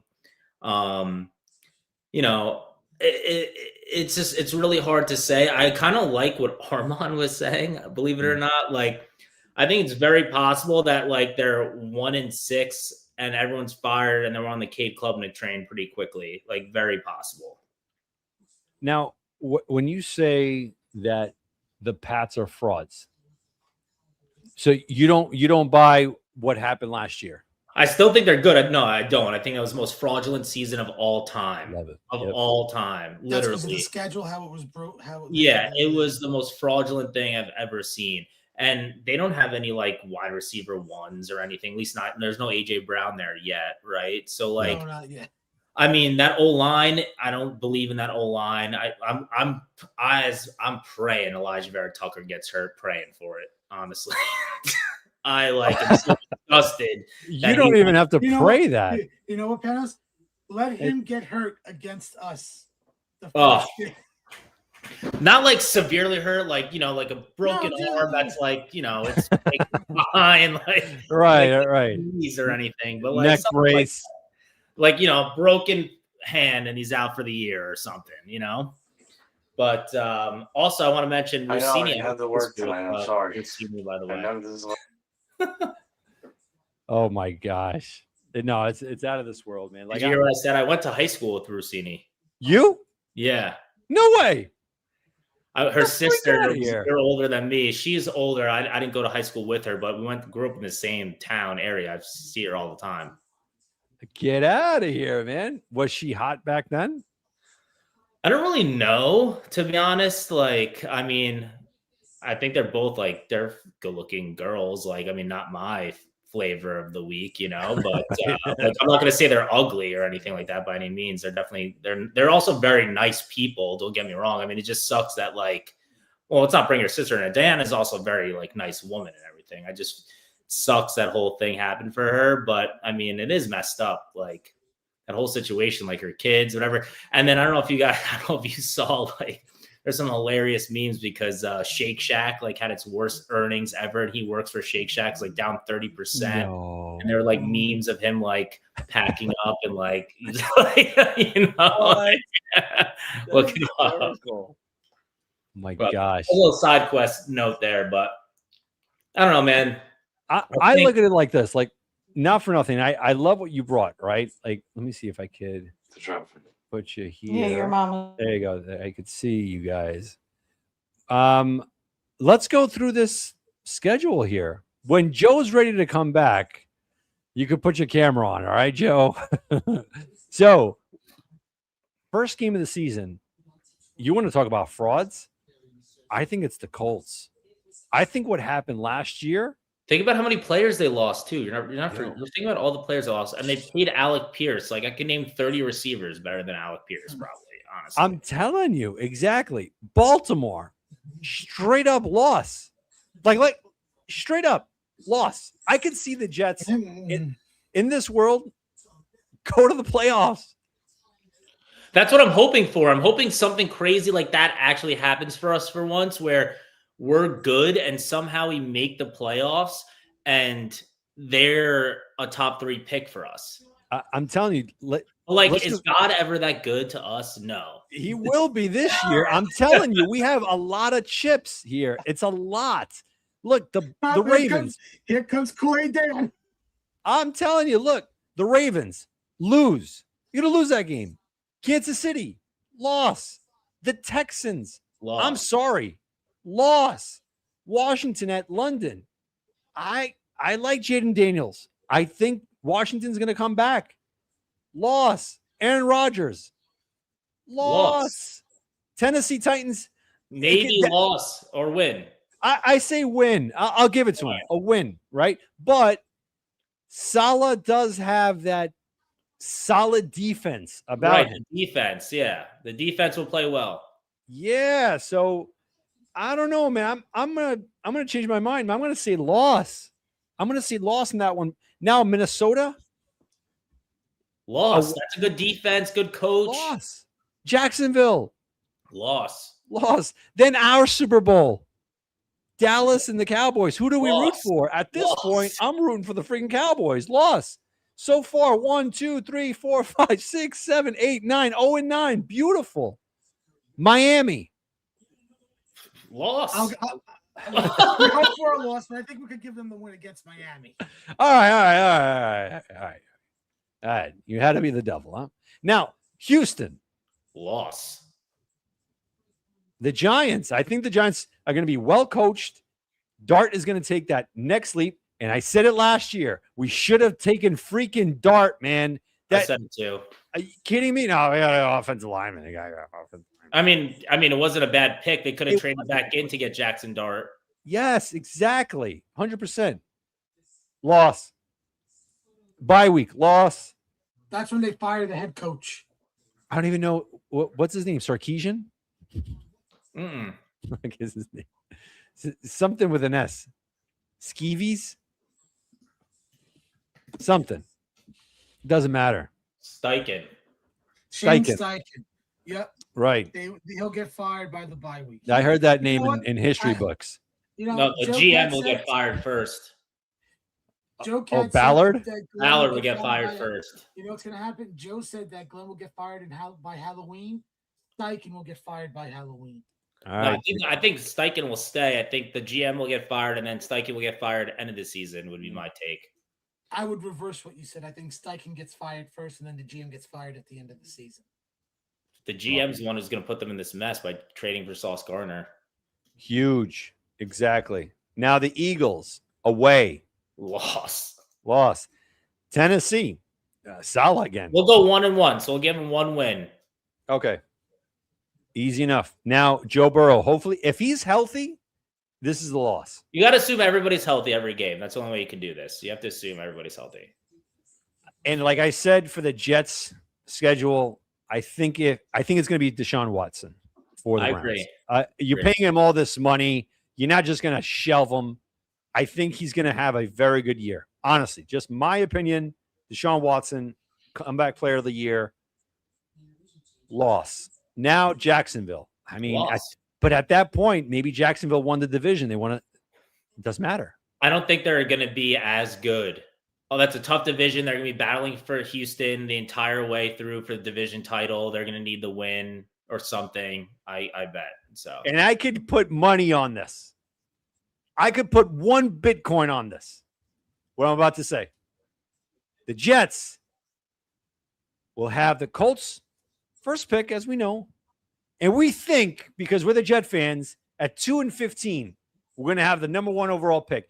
But just with luck to have it, the Cardinals are going to go 0-17. Those I'm telling you, dude, unbelievable. Only the Jets. What do you think? You would never have the first overall pick, so I'm not banking on that. I want the number 1 overall pick. I know we never do though. So, but what do you think? Like, if the Colts are 2-15, they have to have the number 1 overall pick. Have to. And then he goes by strength of schedule. So this schedule is way worse than Arizona. So you would hope that at least Arizona has 2 wins, 3 wins too. Hopefully they beat us. I hope. Yes, exactly. I don't know, man. It's just I think that the Jets are in a really good position. And like you started off with, this is going to be one season where we're going to be like, all right, you know what? We could root for them. We could see the progression if there's something to root for while we watch the Colts and the Packers and the Cowboys root for them to lose, you know? I want to add one critical thing to this season that I think is very important. Let's say they are 6-7 wins and it's fine. You have to make, like Woody Johnson and Muji have to make a critical decision here, because the amount of capital we have going into next year, this is going to be the best the Jets are ever going to look to attract a Tomlin, a McDermott. Like, you have to make that decision. If it's like Aaron Glenn is just not as good as you think, like there's some kind of fluke thing, you have to pull the trigger, because next year is the year to get the top coordinator, the top guy. Like, we will be the most attractive job next year. 100% with all the cap space that we have. And if we land, I'm telling you. If Darren Muji can get Woody Johnson's head out of his buttocks and convince him to move on from Glenn and to go get a prominent head coach, build Darren Muji a statue. Let me ask you guys something. The supplemental draft is next month, right? You guys heard of this guy, right? Yes. All right. Would you wait? Hold on. All right, he's still logging in. Joe, are you there, or what's going on? They're looking for you. I'm working Wednesday to Sunday. All right, he's still working Monday to Sunday. So, Brendan Sorsby, would you at least give up a next year's second rounder and select them? The timeline, is he on the timeline that the Jets timeline is? That's the critical piece here. I would do it for a 3rd round pick, 2nd round pick, but you have to have, this guy has to play. Like, what's the timeline? Like, this guy then has to play. You have to have him play this year if you're doing that. Oh, yeah, this guy's a beast, man. I mean, he's 6'3", like, he's a beast. I don't care about the gambling shit, whatever. Let's just put that aside. But like, does the timeline fit the Jets' timeline? That's the key, and he has to play. Has to Dude, play. This guy's a beast, man. I'll say this from what I've read and everything. Like, I don't see a team, especially how a lot of the people love next year's draft class, and I've always been a proponent. You never know. I don't think a team is going to give up a pick from rounds 2 and 3 for him in the supplemental draft. So at most, I would go as a 4th. No, you're gonna have to go at least 3. You'll have to go. I don't think a team is going to give up a 3. I think like Panos, I agree with you. I could care less about the gambling situation, but how teams are going to look at it as they're going to really look at the gambling situation. And I think at best the team's going to give up. Dude, they let murderers play in the NFL if you can play football, man. Come on. What are we talking about? They are going to look at the gambling situation. At best, the team would give up a 4th round pick. I don't think so. I don't agree. No, not with this. Now with this, Armand. Now with this guy, the thing I think the biggest question mark is how does Goodell look at this? How does he handle it? Like, let's say if the lawsuit suspended, if he's suspended for 4 games, but the reward far exceeds the risk, like beyond. This guy, I'm telling you, let's say he didn't have any of those issues, any one of them. At this point, he's head and shoulders better than Arch Manning. Head and shoulders. So, like, if I'm the Jets and I have 2 first-rounders next year? 2 second-rounders? 2 second-rounders next year, right? No, Even 1. if I had 1. All right, cool. Even if I had 1, I don't give a shit. I have 3 first-rounders. I have 3 first-rounders next year. I could care less about a second-rounder. How long have the New York Jets have to wait to get their franchise freaking quarterback? If this guy's available, put your bid in. I don't think any team is going to put in a first-rounder. I don't think so. I'd be surprised, but I get it. I'd understand it. But I think the Jets will place their second-round bid in there. And I think judging by how... Second is too high. That's not happening. I think it may. It's going to be the Cardinals. It's going to be the Dolphins. It's going to be us because this guy is that good. He's not a project. That's one thing we have to understand. He's not a project. He's not like a Justin Fields kind of guy. You have to think about the timeline for the Jets. If this move is happening, then he has to play because you need to know if he can play going into next year. Right. Yes. And now that would be the best scenario ever. Like imagine, say 2nd round pick and this guy turns into be the franchise quarterback. And then you get 3 first round picks to build around him on top of what we did this year. That would be same thing with Cade Klubnik. If some miracle, this guy's like a franchise quarterback, that would be the best case scenario. But once again, we're the New York Jets. We don't get best case scenarios unless something has changed, unless the timeline has changed for God. But powers that may be. This is what hold on. Afram, this is what they say about Sorsby. He has the tools like a first rounder, plays like a 4th rounder. No, he doesn't play like a 4th rounder. All the pundits that we're watching and that we're hearing, he is a 1st round talent. He plays the position perfectly. He's excellent. Unfortunately, he has the Pete Rose syndrome. That is the biggest issue. But I'm willing. Dan, I'll give him credit. He acknowledged his addiction and he's going to get help for it. I'll give him credit for that. Yes, I'm in for that. But I do think teams, from a team and organizational perspective, the gambling situation is going to come into play. I don't see any teams giving up the first 3 rounds. The team might give up a 4th. I'm willing to give up a 4th. I'm going to put it this way. I don't think he'll be blacklisted. No, I don't think he's going to be like in the realm of a Shedeur Sanders, what he was last year. I think if the teams around the leagues right now, they see the situation with Sorsby and they say, okay, you know what? All this legal issue, it's behind him. It's settled. He can't go back and play with Texas Tech.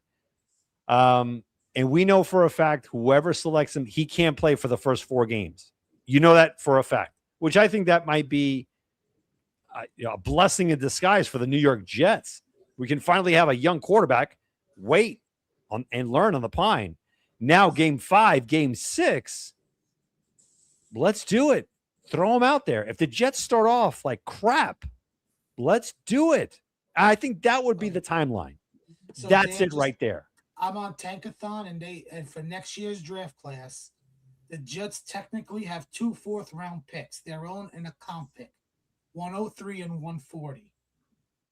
So they have 3 first, 1 second, 1 third. They have 2 fourths, their own and a comp pick. They have 2 fifths, their own and a comp pick. They have Green Bay's 6th and Kansas City's 6th. That's all according to Tankathon, folks. So I think the gambling stuff is going to come into play with every team. I think at most a team would throw a 4th. If I'm the Jets, I would offer a 4th. You have Todd McShay saying that he's a first-round level quarterback. You have Connor Hughes also speaking to so many top heads, stating that if they had the possibility of drafting Sorsby with all this nonsense that's hopefully will be behind them by the end of June, that teams are willing to part with a second rounder. I think the Jets would have to be part of that. I would think so. They have to. They have no quarterback, guys. Like Klubnik, I hope he's the guy. I truly hope so. But why put all your eggs into that basket and then hope for the unknown for next year? We don't know where we're going to be drafting. So why not take a shot now? This is an opportunity that, like, look, case in point, right? Brett Favre.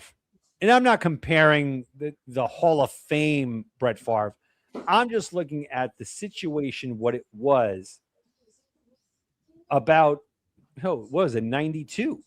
You had Mike Holmgren there, Ron Wolf. They traded away their first-round pick for a second rounder, a drunk, a party animal. That's what they traded for. Remember that. I remember this distinctly because Green Bay fans were pissed off. They had their quarterback, Don Majkowski. They had their guy. And then all of a sudden, we trade for some hothead. We gave up our first rounder. That's how I look at it with this. If the guy is worth it. Now, let me ask you guys something. For the Green Bay Packers, for Ron Wolf, was it worth trading a first rounder, or was it worth offering the Atlanta Falcons a 4th rounder? Tell me the truth. Be honest. I know it's hindsight, but be honest. Was it worth it? Looking at it now, of course it was worth it. Yeah. So what's a second rounder?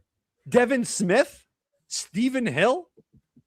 What other great second rounders that we got? I don't think the Jets and all the teams are going to give. Well, you're also forgetting that hopefully this is supposed to be like a generational draft. Maybe they need that second rounder to move up for the quarterback they want.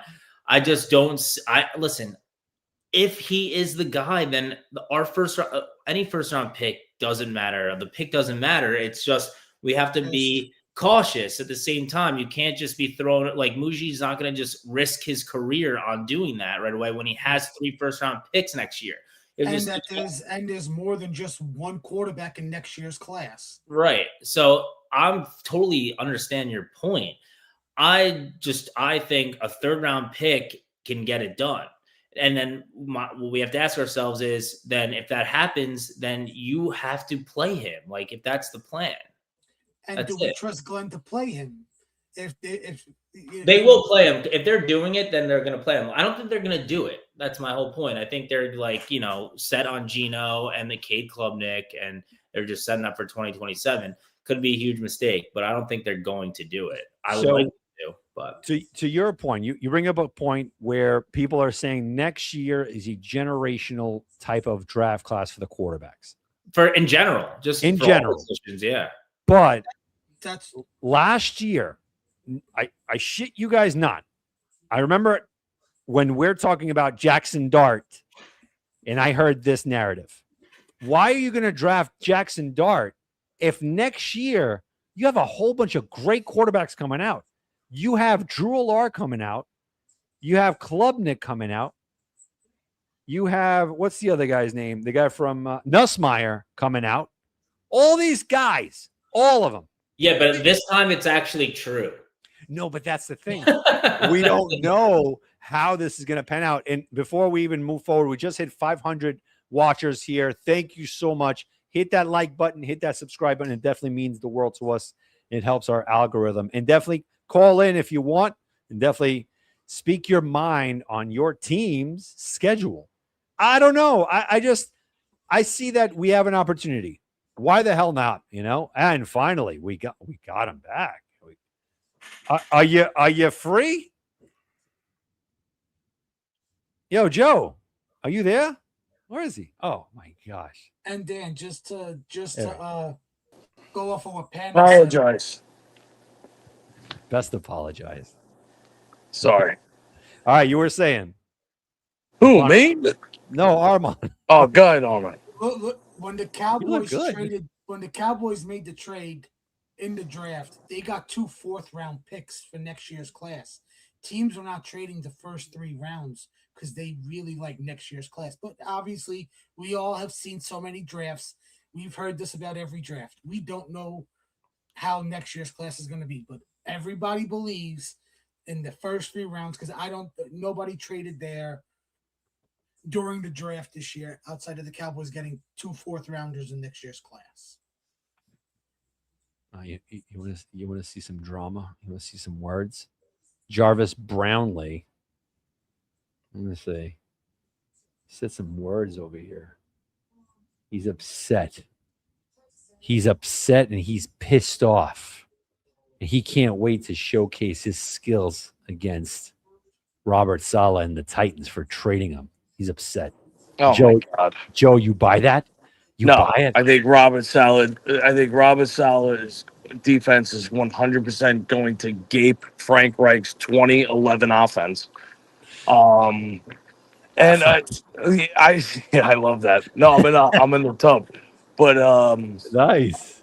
I know that like these college kids that are coming out of this draft class have the biggest like uphill battle because they have to learn from a complete retard how to play defense. So I remember we were on the phone, Dan, and it was right when Joseph Asai smacked that guy out of bounds and cost the Bengals a playoff spot. And I said to you on the phone, did you just see that? He would be a perfect Jet. Perfect Jet. Signed for a contract extension. Right. He was the guy that was crying on the sideline for costing a playoff spot for the Bengals. So perfect Jet to bring in. Demario Davis is 87 years old. Great signing. Devondre Sweat, so great. I like a big fat guy in the middle. Awesome. David Bailey, I wanted the Jets to take him because he's a straight shooter. He's a straight go get the quarterback guy. Aaron Glenn can't develop anybody. We all know this. He doesn't wear let's stop armbands. trying to kid ourselves that Aaron Glenn's going to be able to develop anything. This is just a stopgap thing. I think Aaron Glenn will be fired by Halloween, and I hope so. I mean, he should have been fired after last year. You can't be a head coach and have no interceptions. That's a fireable offense right away. And on top of it, even if they do stay, there's not one person in this fan base that would want Aaron Glenn and Frank Reich drafting a quarterback. You know it's going to happen. I know it's going to happen, and I know that they're going to miss out on the quarterback because they couldn't do it last year. No, but at least we have more chances now. We have the Colts who suck. The Colts aren't going to be that bad. No, they're going to be horrendous. They have no quarterback, Joe. It doesn't matter. Steichen's won 6 to 7 games with nothing. Have you seen their schedule? Check it out. Yeah, and every year I hear that they suck every year, and Shane Steichen wins with the balls, the shit end of the roster of the NFL all the time. He wins 6, 7 games. They lost so many players, though. You're totally look up Shane Steichen's record coaching. The guy continuously gets 6, 7 wins a season. So I don't know where you guys think that the Colts are going to be this bad that they're going to pick top first. Daniel Jones coming off a torn No, they're going to be better than you think. Whatever. They are. Michael I Pittman. mean, if they're probably not going to get Arch Manning. It would probably be C.J. Carr. I would like C.J. Carr. Would be nice. Like that guy and Zach Wilson put the team back 5 years. And if the Jets don't do this correctly, and everyone also says too, all right, let's say the Colts pick 4th, and let's say the Cowboy pick or the Green Bay pick is 13th or whatever. Yeah. A team that needs a quarterback is not trading with you. It doesn't matter if you give them 3 1s. It doesn't matter if you give them. It doesn't matter. Yeah, Like but the maybe reason why the Jets but maybe haven't been. I think Panos on mute. No. No. Maybe the quarterback you're I talking. can't hear him. You can't hear me. Can you hear me? No, we hear you. Right. Your Maybe bubbles are loud. Maybe Oh, I'm sorry. Hold on. maybe My the bad. quarterback that you're talking about us I trading still can't hear him. is not. I hear you. No, not me. Yeah, Panos. Okay, maybe the quarterback he's referring to that we're going to trade up for is not the quarterback they want either, and they're open to moving back a spot or two. Let's say it is a 3rd or 4th pick, and you want to move up to 2 or something like that, right? Also, I think the Colts are going to suck. I think he's totally wrong here. Joe is also a snake-bitten Jet fan, which I totally understand. He's very pessimistic, which totally understandable as well. I also think the Jets need to get – the way the Jets are going to get the quarterback is from us not making the decision. I think it'll unless it's like Arch Manning and it falls in our lap, right? I think the way the Jets are going to get the quarterback is from other teams taking 2 quarterbacks, 3 quarterbacks in front of us. And then the franchise one, the best one falls in our lap that we don't have to make the decision. I think that's the only way that we ever do this is that we don't have to make that decision. You know what I mean? This is true. I caught what you said there. But the right quarterback has never fallen in the Jets' lap since Vietnam. I understand, but I'm hoping that's that's the only way it's going to happen. I think us having to, that's why I don't want to be the top pick because if there's 7 good quarterbacks, we're going to pick the wrong one. So I'm hoping 2 or 3 get picked, and then the 4th one that we pick just so happens to fall in our lap. And it's. Do you think the NFL is going to let a Manning fail? No, I'm not talking about Arch Manning. Right, but he's going to be the number 1 pick just because of the. That doesn't mean he's going to be the best. We got to call a spade a spade. But it doesn't mean he's going to be the best one. But correct. I know he's not going to be the best one. I get it. But wouldn't you rather take the quarterback that has the name and is getting quarterback tips at the Thanksgiving table than Aaron Glenn and Frank Reich? No, I'm with you. I'm just saying we never get the 1st overall pick. That never happens for us. So my point is that I'm hoping that if we are the 3rd, 4th, 5th pick, that 2 quarterbacks go and that 3rd quarterback that falls in our lap is the guy. We didn't have to make the decision. Meaning I don't want to be the 1st overall pick. Yes, I will take Arch Manning. Hopefully he's great, right? If that happens. But my point is that us not having to make the pick might actually benefit us for one time. Meaning we might get the guy that is the best one, but maybe not projected to be the best one. It will never happen. It's never happened in this team's existence. The reason why the Jets haven't had a quarterback since the Vietnam War is because they keep finishing with these 6-7 win seasons. All you're doing instead of guys, let's be honest here, man. Right? The Jets have sucked for 16 years. Okay? Right. Manning's ranked 3rd between saying, watch who goes further. The NFL is not letting a Manning fail. And if anyone believes that, they're crazy. Second of all, the Jets being they haven't been good in 16 years. You can bite the bullet and suck for another year. It's not a big deal. I'm with you. You know what I mean? They just need to do it one more time. And this coaching staff needs to go, dude. The longer that they're here, you're holding this team back. You're holding him back. And all of this, to me, the Aaron Glenn era is a waste. It's a waste of time. The longer he's here, it doesn't matter what trades they make. It doesn't matter who they draft. It doesn't matter who they fire and hire on the coaching staff. This coach is so terrible that it does not matter. You had Sauce Gardner and Quinnen Williams and Garrett Wilson and Breece Hall with Bob Saleh, and it showed you that it didn't matter because the coach sucks. It's all coaching. But Joe, this is the thing, right? Look at the Chiefs for the longest. They've sucked as bad as the Jets They have. They have. Let's be real. They went through there. Matt Castle, Dave Craig, all these horrible quarterbacks. But they finally had a quarterback that they traded up for. I think to Panos' point, sooner or later, as much as we want to be pessimistic and we're like, oh, it's never going to happen for the Jets, never going to happen. Sooner or later, most likely later, it's bound to happen.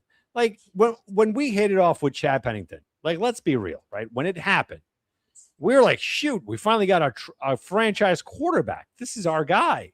It felt good, didn't it? Like the 2002 season felt good. I was so young, so like I don't even know. Like I was like 12. Wow. I know. No, it was awesome, man. I still don't even like I remember it, but like I've never had that feeling. Like all I want to also just next year, I just want to see like good offense. Like I don't really care. Like you ain't seen that. Well, I'm hoping. I'm trying to be a little optimistic that like Kenyon Sadiq is going to be good. Omar Cooper is going to be good. Like I honestly think that you're going to see that. You're going to see that, and that's not being green colored glasses. It's the truth. You have Geno Smith. As much as I hate Geno Smith, and I'm not a big fan, he's going to spin it. You're going to see Garrett Wilson probably 1,200 yards, 1,100 yards. Sadiq playing his position. Like we're going to be really enamored by his way. Breece Hall, like not for nothing. Breece Hall is a damn good running back. I think he's going to be well. It's going to be a formidable type of team. The thing is, we can't depend on the Jets to lose all these games. And I'm not going into the season. Oh, I hope they lose all that. I'm done with that. I'm one of those. I'm going to be very honest as a fan. Sunday, watch the Jets, root for them. If they lose or they win, it's not dictating the rest of my week. That's it. If they lose, great. We can get a shot at Arch Manning. The chances of them winning, I'm used to it already. But I'm not going to look at the team and be like, they're going to lose. They're going to lose. They're going to lose. They're going to lose. If you want to see a Frank Reich if you want to see a Frank Reich offense, just go look at YouTube from 2012. That's what you're going to get.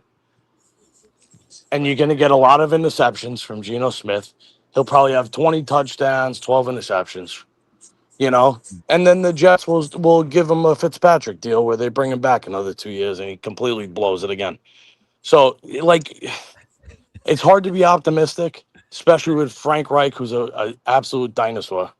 And what you saw last year from Aaron Glenn, there's no way anybody could be optimistic. There's no way. You'd have to go get your head checked.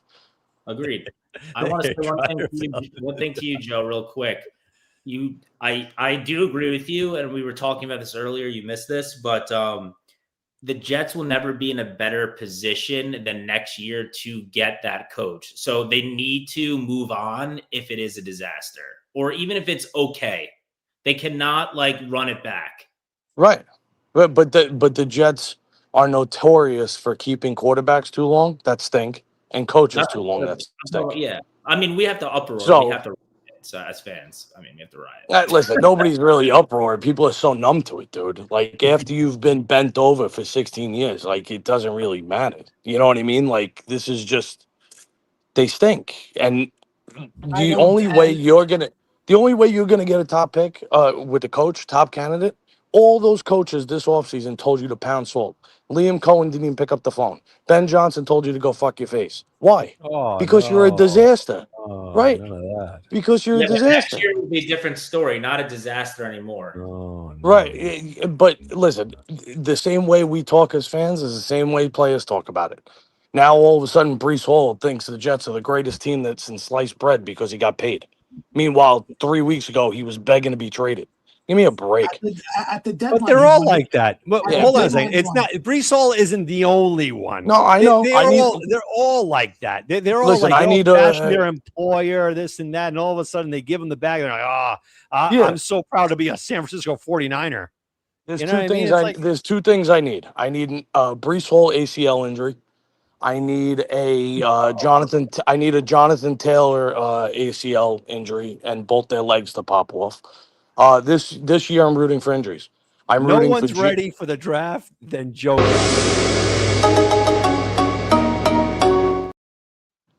I'm ready. All these guys to be injured. And because the Jets showed you they couldn't do it again correctly last year. So we need everything. And like, I'm envious of the Giants, man. Look at the Giants, right? They got a young quarterback. John Harbaugh goes right there. Like, there's a whole new attitude. And watch, the Giants are going to make the playoffs this year, guaranteed. So let's switch it, right? Let's say the Jets had what the Giants had. How would your attitude be? Would you still have that pessimistic kind of viewpoint where the Jets are they're gonna ruin Dart, they're gonna ruin Harbaugh? Or would you be like, no, this is the way how it should be done? No, if the Jets got Harbaugh, you mean? Yeah. No, I would have a different view because I know that he's a proven coach. Yeah, Aaron Glenn's a slapdick, and he was hired because he was a Jet. You wouldn't hire him on his statistics. What are you going to hire? The 22nd overall defense? Awesome. Thanks, Aaron. What a great stat. He's such a great coach that no Lion came with him from Detroit, right? I remember in the offseason, I heard Anzalone was going to come here. He told him to pound salt too. Well, So here's my thing. To jump on Panos, what he's saying, like with the 3 first-round picks and the cap space, I don't trust Woody to go after a prominent head coach. I think he would go after the top coordinator that has 0 experience. I remember that. Remember that one? Oh, boy, the good old days. That's the good old days. Panos, you should have been there, man. We had a live show at Hofstra. That's awesome. Had a whole bunch of guys, man. A good day. I mean, Adam Sandler. Yeah, all of them, man. Richard Todd. Let me see. Kevin Mawai. The other guy. And then this guy. We met this guy, Grover. Oh, my God. But anyway, fellas, listen. I want to thank you for hopping on.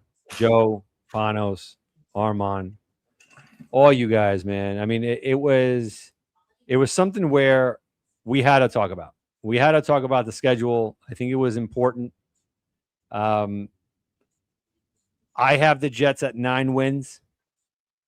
I think the Jets are going to be okay. They're going to be all right. They're going to shock a lot of people. The reason for that is because no one is expecting shit from them. Nobody. Armand, really? That's true. It's nobody's. True. I think they're a 3 to 5 win team. Now, I do think there's a higher ceiling of talent on this roster than there was last year. Yeah, and I don't think it's far fetched. Like, I won't listen. As much as I have them at a 3 to 5 win team, Dan. Right. And that's mostly because I don't trust Aaron Glenn. I could see them getting to 6-7 wins. I'm not,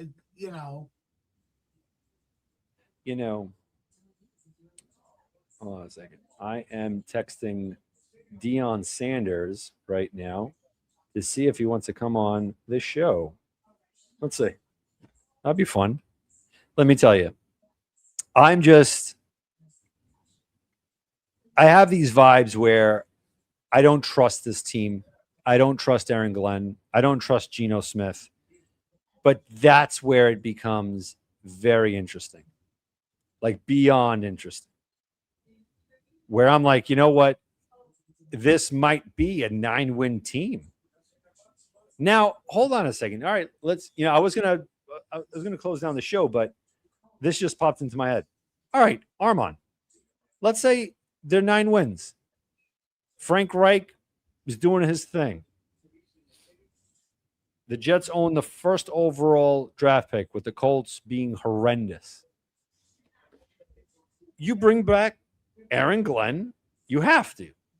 Yes. You have to. You have to bring him back. Yeah. And right, it's like kind of like with Dan Campbell. The first year was. I think if the Jets record, well, let's say the Colts pick is a top 5 pick.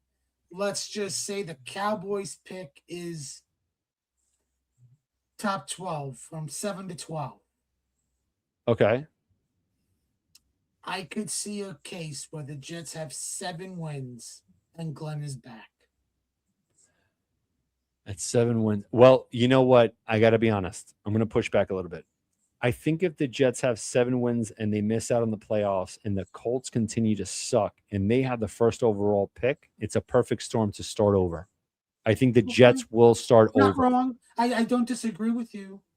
My only argument, Dan, is what I just said with Panos, where I agreed with the cap space and the 3 first. It's just I don't trust Woody to go for that prominent head coach. Like I said, I think he would go after the top coordinator that's interviewing for head coaching jobs. Now, me personally, I would hope it's an offensive-minded coach. I think can't take another defensive-minded coach. the only thing that would scare me a little bit would be that they clean house and they're listening to a Manning. The last time they listened to a Manning, they got Adam Gase. But the big difference here is it'll be Arch Manning. See, I have a thought, and I'm like, you know what? I have a feeling that if, let's say, Arch Manning was the quarterback, I don't think for a second Peyton Manning would at least give his 2 cents and say, hey, hire Adam Gase.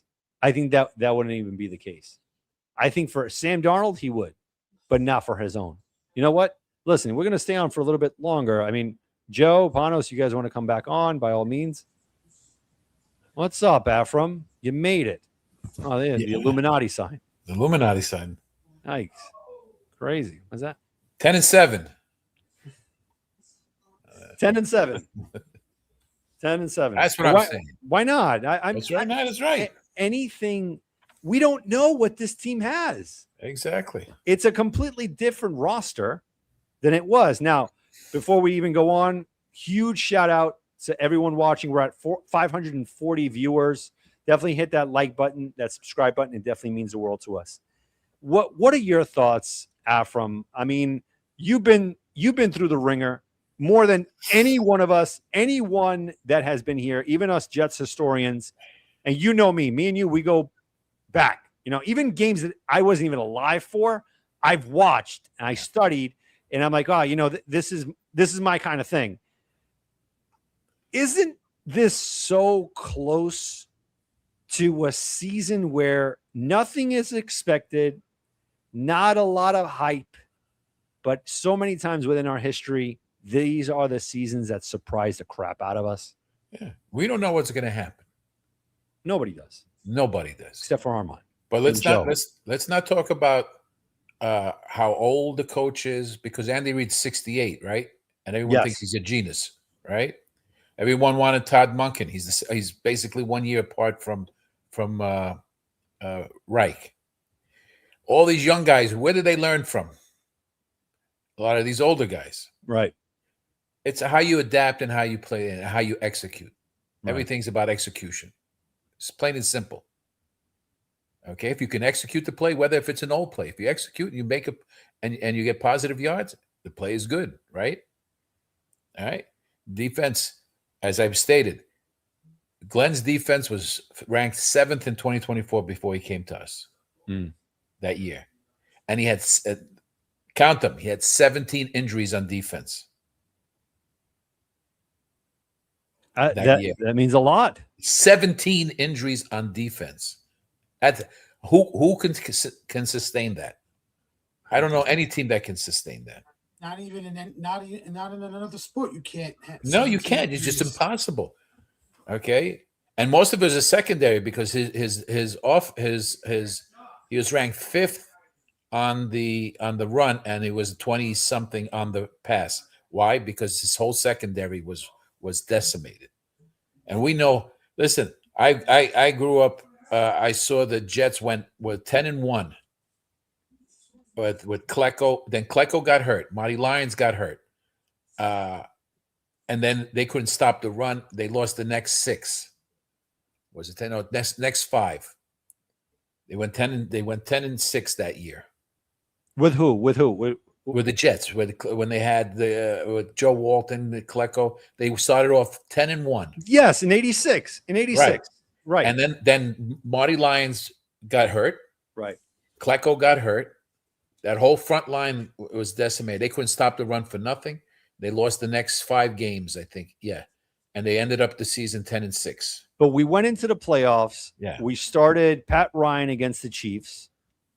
We won that game. Then we played against the Cleveland Browns, and we were in that game. That's the thing. And they threw that BS penalty on Gastineau.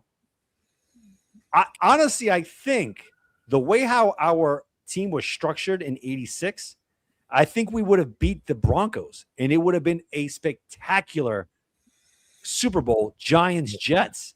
I think it had everything. Correct me if I'm wrong, because I know you probably remember this. Trust me, I've forgotten more than I remember. It's okay. so many years. It just makes you want to forget. No, but don't you think by the Super Bowl, Gastineau, Klecko, they would be ready to go? Those are old schoolers. Yeah. They're old timers. They could be on stretchers. They would wake up that morning and say, we're playing. We're the Kings of New York. Who the hell is this Parcells guy? We're winning. What team has had one guy with 20 sacks and the other guy with 20 and a half sacks on the same team? No, you could only hope that David Bailey and Will McDonald can replicate that. Now, I got to be honest, McDonald is going to come into his own this season. You could see it. He has that pass rusher ability. You can't play from behind, and you cannot, and think you're going to get sacks. You cannot. It's that. We got to keep it close, and I think the Jets have a good nucleus. We got a good offensive line. Yes. Okay. I believe so. I think we got someone who's going to throw the ball more than 5 yards. Yes. And as it pains me, it pains me to say this because I have PTSD with what Gino was when he was here. But then I try to pivot and remember what he did with the Seahawks. He had weapons there, but then I shift over to last year and I'm like, is it similar? The scenario with the Jets this year than it was with the Raiders? Is it similar? No. But then I'm like, no, it's not after the draft. Before the draft, one could argue that it was. But I think after the draft, it is not the same on offense. You have Garrett Wilson, Omar Cooper, Sadiq. You have Mason there. Breece Hall, man. I mean, all of a sudden we forget about this guy. Like, oh, A.D. Mitchell, Tim Patrick. I'm telling you, Sadiq's going to be the difference. That was your guy. That was my guy. He's going to make life miserable for the linebackers and for safeties. You've been saying it. 4.3 speed, built like a brick shithouse, and we'll see and how they use him. It all comes down to execution, my friend. All comes down to execution. Do you think that Glenn? How can I preface this? Remember when Bill Parcells? I'm not comparing again because the people go nuts on the chat. They're like, oh, how can you compare? But Parcells wasn't Parcells when he took over for the Giants. It was Ray Perkins, right? And then he took over. They had a horrible season. They were going to fire him. They were going to get him out of here. But then reading Parcells' memoir, he said, if they're going to let me go, at least I'm going to do things my way. And people are not going to like it, but it's going to be that. I feel with Aaron Glenn, as much as people want to shit on the guy, and everyone has every right to do so, Glenn hasn't proven himself. I understand that. But you got to give him a little bit of props. He said, you know what? Last year was on me. The defensive coordinator that I'm getting, he's more of an assistant, a Dunkin' Donut assistant. He's going to be the one in charge of the defense. It's going to go down his way. And if he fails, it's on him. It's not going to be on Frank Reich. It's not going to be on the special teams head coach. It's on him. It's like Andy Reid and Eric Bieniemy, right? We know who was calling the plays. Right. Okay. The biggest problem that first-time head coaches do, they don't go in what brought him there. He should have been just calling the defense last year. Focus on what got you into the head coaching job. Same thing with Saleh. Then they want to go become this CEO type of guy. Right. Just do what you know best. Let the game come to you, and that would have made a difference. Plus, you got to keep in mind that you're not going to get that many really good guys to come here because they're moving up in better positions. Right. You're going to get what you can. as a first timer, as far as coaches, right? You're not a 20-year veteran where you're going to pull another 20-year veteran with you, right? You didn't see Todd Monken go with Harbaugh, did you? No. No, but they gave him the head coaching position at Cleveland. Well, that's the thing. I mean, I think it all that's why depends he on the didn't go to situation, right? Harbaugh. Right.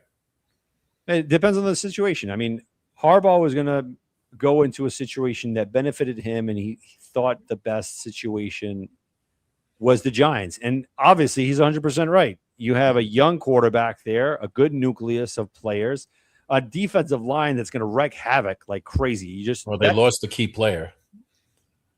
Dexter Jackson, right? Yeah, Dexter, All right. yeah, You Dexter know, they Lawrence. got Dexter Lawrence. Yeah. They got a first rounder for him. Yeah. But they're heading in the right direction. Right? They're heading there. And now with the Jets with Glenn, hopefully, I hope that it works. Like Panos was saying, he brought it up, and it's true. This is going to be the first season where I can watch the Jets and happens what happens during the season. It happens what happens. I know that the Colts, to me, looking at that schedule and seeing that they don't have any firepower. They lost a lot. The only thing that they have is Taylor at running back. That's it. No more, no less. That's a 2-win team there. They're not surprising anyone. They suck. They lost the last 8 games?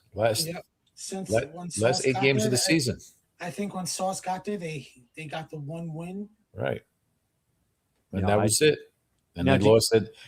They lost themselves out of the playoffs completely. Do you think that the Jets are going to add a veteran backup or not really? Is it worth it? Like Liam, before you answer this question, right? Yeah. Liam said something very important, I think, last week. He said he thinks that the Jets are going to add a veteran quarterback because he doesn't think that the Jets are going to replicate what they did with Aaron Rodgers' first season here, where they just put Zach Wilson behind them. They put all their eggs into the basket of Aaron Rodgers, and it just blew up in their face. I think the whole Russell Wilson thing has legs. As much as I'm not a big fan, but who gives a crap what I think? If the franchise thinks that is the best possible solution to have Geno, Russell, and have Klubnik learn from these two, and then if it's his turn, if they're at 2-4, and Glenn has to be like, all right, you know what? The Giants did it last year, but it cost them their head coach when they made that switch and things weren't going well. What do you think? Oh yeah, we got Zappy too. Yeah, we wait and see because we don't know who's going to get dropped off. Right now, the pickings are extremely thin. I'll say this: I think it's Russ or nobody. Yeah, I can go with that. And I think they're letting Russ make that decision. And they're sitting back and waiting. Yeah, and quite frankly, we just hope we don't have to go to a backup quarterback too. Yeah. You know. Also, think about this. Then they want to give Klubnik all the reps in the world right now in camp. What do you guys think? What do you think of Klubnik?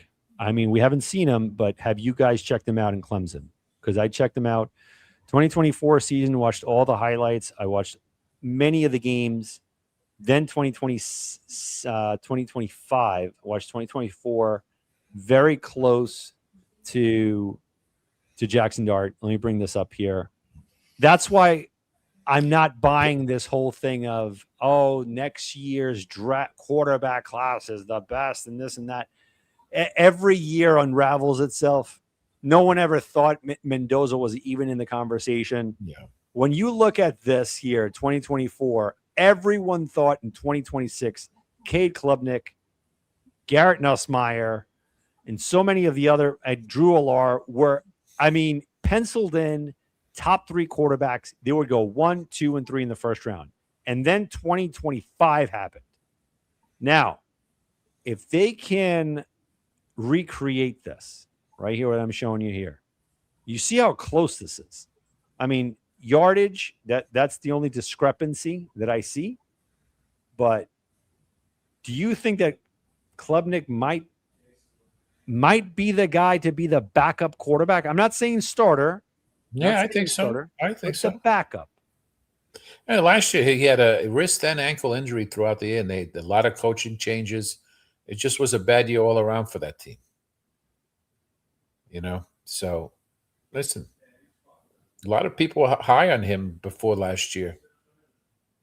So I mean, no one's. What about Brady? What Brady was about seven. Purdy? I mean, honestly, this argument here of the fourth round. Sorry, Joe. I mean, no one knows. Nobody who would have thought in their right mind that Tom Brady would supplant a number 1 overall draft choice in Drew Bledsoe? No one in their right mind. I remember watching Tom Brady with Michigan. He was good, but he wasn't what we saw. And he sat behind. He went to the Cowboys. Remember? This is the best. Joe, come on, anomalies. Now all of a sudden, come on, man. We can go back and forth with. Maybe Klubnik is an anomaly. Yeah. You gotta love Joe. Yeah. You can't base Harbaugh going to the Giants. It can be success because what did he do with Lamar? He never won the big game. Never went past a certain point. Nope. And if you listen to Bart Scott, because he's still tied with a lot of those guys there, they didn't like him. They didn't like Harbaugh. Why is that? He overworked them. He overworked them, and they weren't into that. And Dan, I've brought up one of the games for Harbaugh in the playoffs where I said it's on him because at halftime of that game, Baltimore was against Kansas City, and Harbaugh at halftime, talking to the reporter, stated they needed to run the ball to keep the lead and to get the win. They didn't run the ball in the second half, and Patrick Mahomes and the Chiefs came back and beat them. That's on him. That's on when the head coach tells you. If the coach comes out at halftime and says they need to run the ball or need to do something in the second half to win the game, and they don't do it, we can all blame the players, but we got to blame the coach because the coach opened up his big mouth. Now, since you weren't here for that part, but of the segment when we went over the actual schedule, let's go through it. Obviously, we got maybe another 10 more minutes or whatnot, 15, 20, maybe another 2 hours. Whatever is good. We're at 560 viewers. This is the highest we've been. The highest we have ever been was 510. We're just shattering right now. So we thank you for all the viewers right now. Definitely hit that subscribe button, hit that like. Definitely would help us so much. 2026 New York Jets schedule. First game of the season. Afram, what do you think? This looks like an even match team. I think we win this game. I think so as well. And then we come home to the Packers, and I think the stadium is going to be rocking. I honestly think so. I think it's going to be. I'm very close to purchasing tickets. I think Liam I see that being a high-scoring game. Oh, all right. That's because new. the defense. The Parsons not going to be there. He's still hurt. Oh, that's right. He's rehabbing. He's still rehabbing, so that defense won't be there. So that's why I say, because Love can throw the ball. Who's he have? He has Christian Watson, Reed, but he also has Tucker Kraft at tight end. Yeah, and I think they still have Aaron Jones at running back. Right. So we see whose defense comes through at the end. This is going to come down to that. I think we can throw the ball on them. Just see who has the better running game and who has the better throwing game. But the defense will make a difference. Okay. That's it. And now, what about at the Lions? I think they lose to the Lions because they're somewhat more talented and have more established quarterback. I think that's exactly. I think they're a well-oiled machine here. Unless you take the 15 and take out the quarterback. You have. I do. Well, Avram, to be fair, I think Goff can have a bad game. He's had bad games in the pool, and I think that's a game where I think everybody's going to look at that game. The Lions are going to win. The Lions are going to win. The Lions are going to win. Like I brought up earlier, if you didn't hear me, Afram, I brought up the Jets-Saints game when Sean Payton and Drew Brees came to MetLife, and everybody thought the Saints were going to win, and the Jets shocked everybody. Was it an early game? It was like I think it was either 1 o'clock or 4 o'clock. No. I mean, early in the season. It might have been like week 7 or 8. Yeah, because sometimes these teams don't start revving up until. And remember, remember, there's only 3 games in the preseason, so the first 4 weeks are like extra preseason games. But they're getting some of their players back. We don't know how what's his name's going to be at linebacker. Campbell, Hutchinson. Mm. You know. So, and they got Campbell as linebacker. So I mean, those are key players for them. Can we trust Jameson Williams not to gamble too? Remember, he got caught gambling a few years ago. What's up with that? Listen, they have more established talent. They've been playing together, so I got to give them the edge on that. I'm going to say we beat Detroit. Yeah. Now, right, but now we're doing Afram, man. We did yours already. Afram, you got win, loss. Yes. At the Bears. Bears, I think, is going to be. Before you say it, hold on a second. Let's dive into this because this one's interesting. It's a very interesting matchup because I want to say loss, blowout, which I did, but now looking at this from your lens, Afram, because you just said the Packers game is going to be very high powered, like high scoring. Now, if that's the case, then with the Bears, it may have to be the same way. Well, the defense is strong. I don't know how many players did they lose on defense on free agency. They lost some key players, didn't they? They did. Quite a bit. Probably they just got to they got to contain Caleb. If they can contain him without running, he'll make mistakes. You know. All right, let's play with that scenario. They contain him. If they contain him, they win. They have a good shot at winning. No, I need a yes or no, man. Yeah, You're not under oath. I'm just being realistic. I'm gonna give the edge to the Bears. Smart. Yeah, that's what I did. Now against the Browns. I think we beat the Browns. Pats. Before you get to New England, yeah. Who do you think is starting for the Browns at quarterback that game? It's probably Deshaun. I don't think Munkin is that stupid to put anyone else. He's going to put the veteran, but he's been out for a while, so it's going to take him a while. That's why I think it's Shador. I think if Watson is starting, it's not a Todd Munkin decision; it's the ownership decision. Yeah, because of the contract. True, that's possible. Now we're going down here with the Browns. We got 1, 2, 3, 4, 5 at the Patriots. We beat them. But you say the Patriots.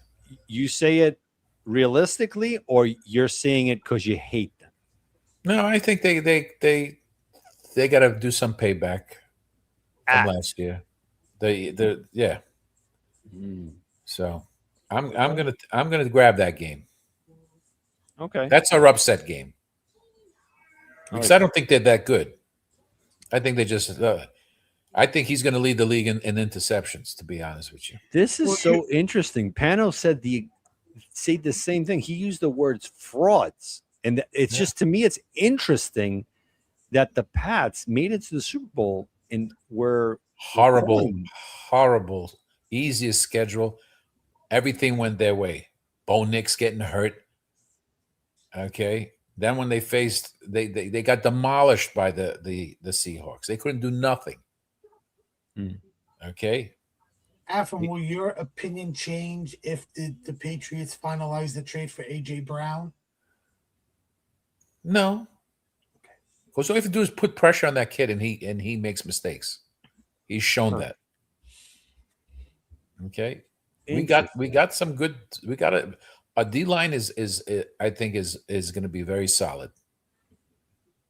Okay, and how they blitz, you know, if they have a good blitzing scheme, we'll see what happens.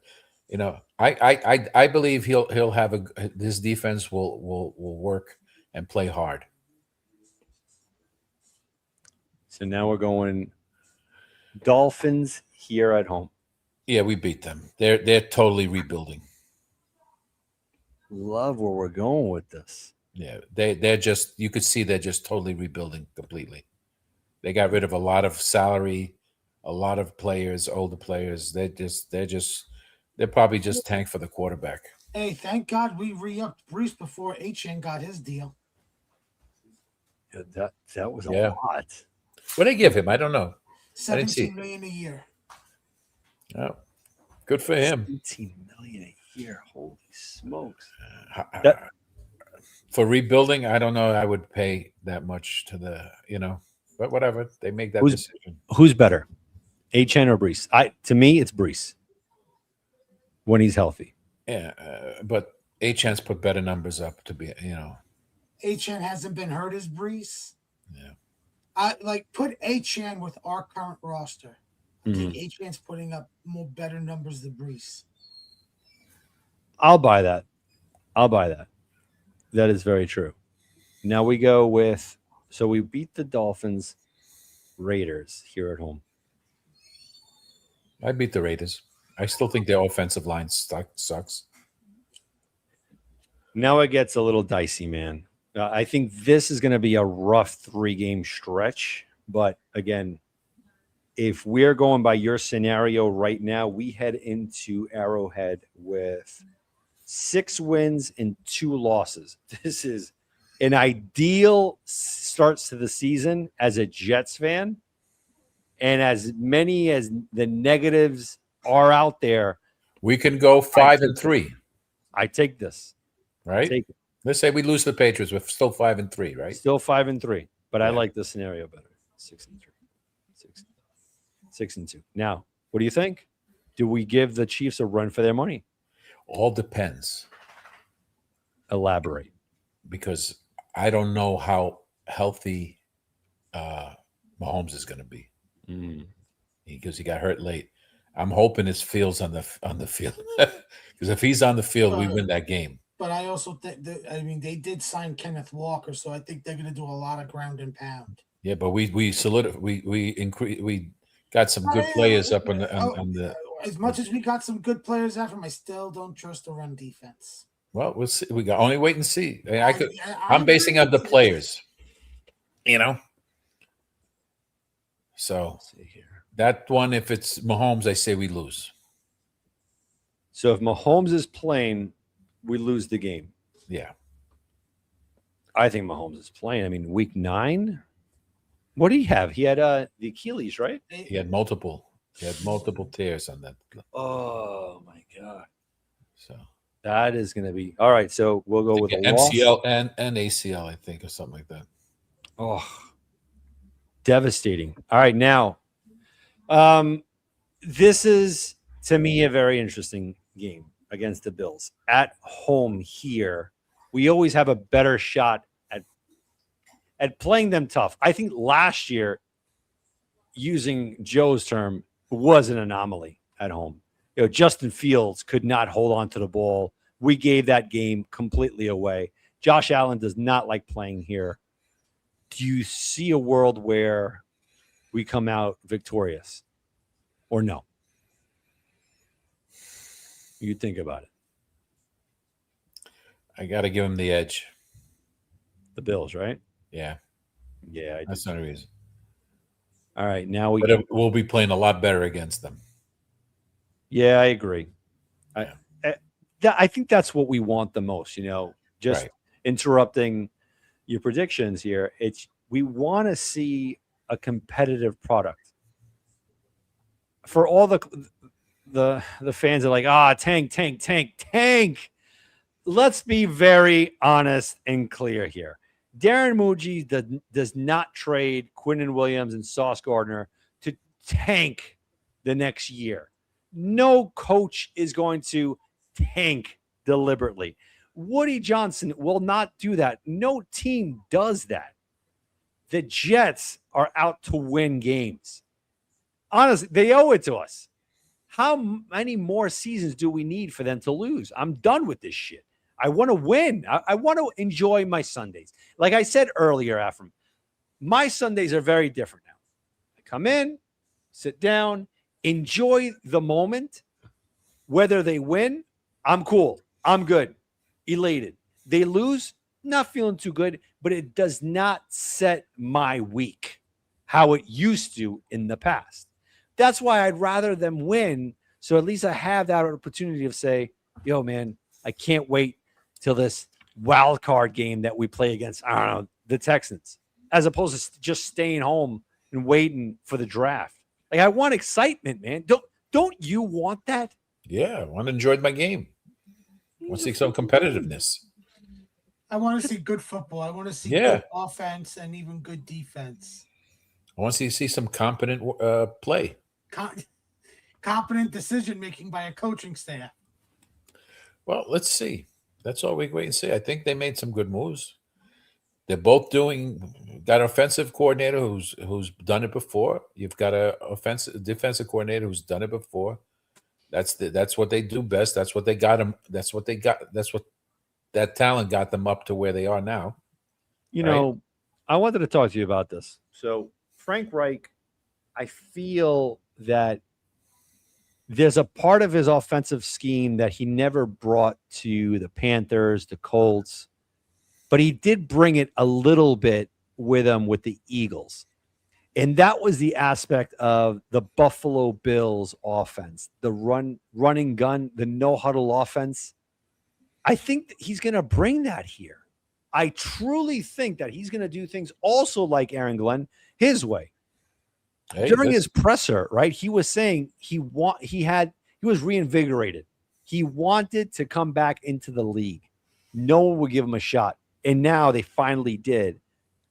I have a feeling that his offense is going to be very Doug Peterson-like, very Marv Levy-ish type. And I know that's in the past, but if you have a high tempo offense, I think Geno, and this is not a knock on what I'm going to say, the less you have Geno think, the more highly productive he is as a quarterback. It's sickening. It's not, taking a shot at his IQ, but I think it's true. There are certain quarterbacks, you don't want them thinking too much. Look at Justin Fields last year. He would just be in the pocket, tapping the ball, and then interception. 3-step drop out. Kind of like a West Coast offense. Do you see that the Frank Reich is going to bring that? We got players now. Yes. We always ask for the quarterback is to get some offense, get some players. So we got wide receivers, we got running backs, we got tight ends now. I mean, something's got to happen. And I think it's going to happen. Okay. Honestly. Yeah, I'm inviting Connie on here, seeing if she wants to come through. It'd be awesome. Yeah. All right, so the Bills, now the Chargers. What do you think? We're at the Chargers. At the Chargers. They got a good defense. I'm going to be fair and say that's a loss. Loss. Chargers. Do we sweep them? Do we sweep them in? The Dolphins? Yeah. Yes. Wow. I love that. You hate the Dolphins more than I do, and that's awesome. What were you saying, Armand?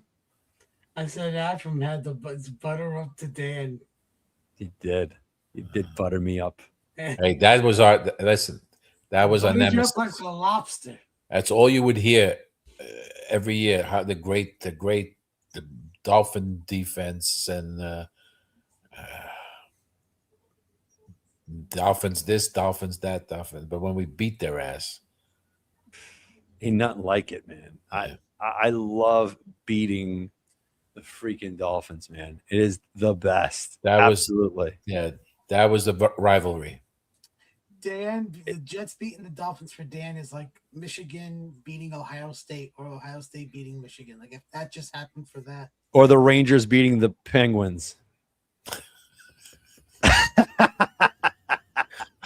You really want to go there? No, I don't know anything about ice.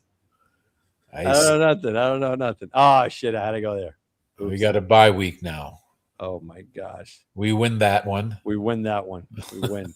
We win. Oh, wait a minute. Wait. Let me make sure I am placing this on here.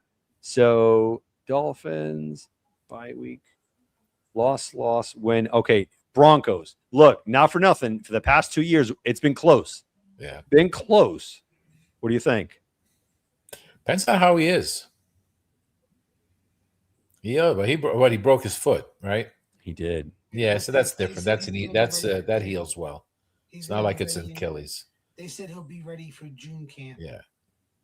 So let's see. Yeah, I'll give it to the Broncos only because they have a better defense and established more stronger defense. Wow. Holy smokes. Yeah, you're gonna give it to the Broncos? Yeah, if it you were got it. Denver, yeah, but You got it. wow. They Okay. should have been. They should have been in the Super Bowl. I agree. Now at the cart. Yeah, go for it. Is this a make or break season for Sean Payton in Denver? I don't I think think so. I think his legacy keeps him there. Yeah, no, that's the long haul. I mean, John Elway's still pulling the strings there, right? Yeah. No. Yeah. Elway's not a part of the ownership group. Remember? Oh, that's he's the- not. That's it. It's No, over. remember, it's the family from the Walmart company. Yeah, They own it. but he's if he Oh keeps my winning, how do What you get rid of him? You got to give him a chance at this point. He keeps you there. You know, we'll see. And if he wins his division, you know, That's huge. I do think not having Knicks in the playoffs, you know. I think Stidham did nothing except throw a stupid. You know, if he made one remember pass, remember how we all wanted Jarrett Stidham to come here to. Oh my goodness. Horrendous. we were always desperate for somebody. And That's the thing. I would say that just desperate to grab anybody. We rooted for Tim Boyle, guys. Exactly. The fail Mary King. The Ugh. Trevor Disgusting. Simeon. Cardinals, we win.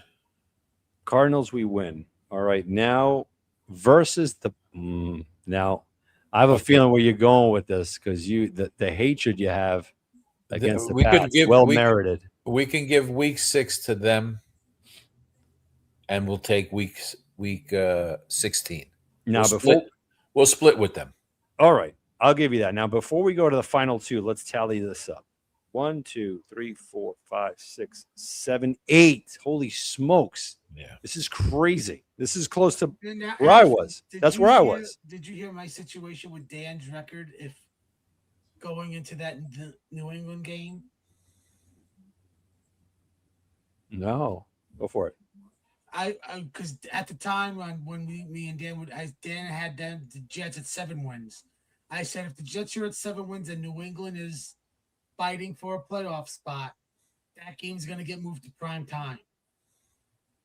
Probably flex. Yeah. You would think. Would you like the flex? No, I would hate it. I like my Yeah, 1 but- o'clock games. So Yeah, would I. But Dan, based on your current situation, the Jets are at 7 wins and the Patriots are fighting for a playoff spot. Yeah, What no, game- you're right. You'd have to look at what game is scheduled for prime time week 16, and you have to look at all the other games for week 16 that you could make a better case to flex to prime time. Very true. And I said based on your situation with the Jets record Well, and New England for a playoff spot. this is close. And- This one and here. with Afram's situation too, 8 wins, New England playing for a playoff spot, and also with Afram's situation with the Jets at 8 wins, Jets playing for a playoff spot. Exactly. All right. So now at home, the Vikings.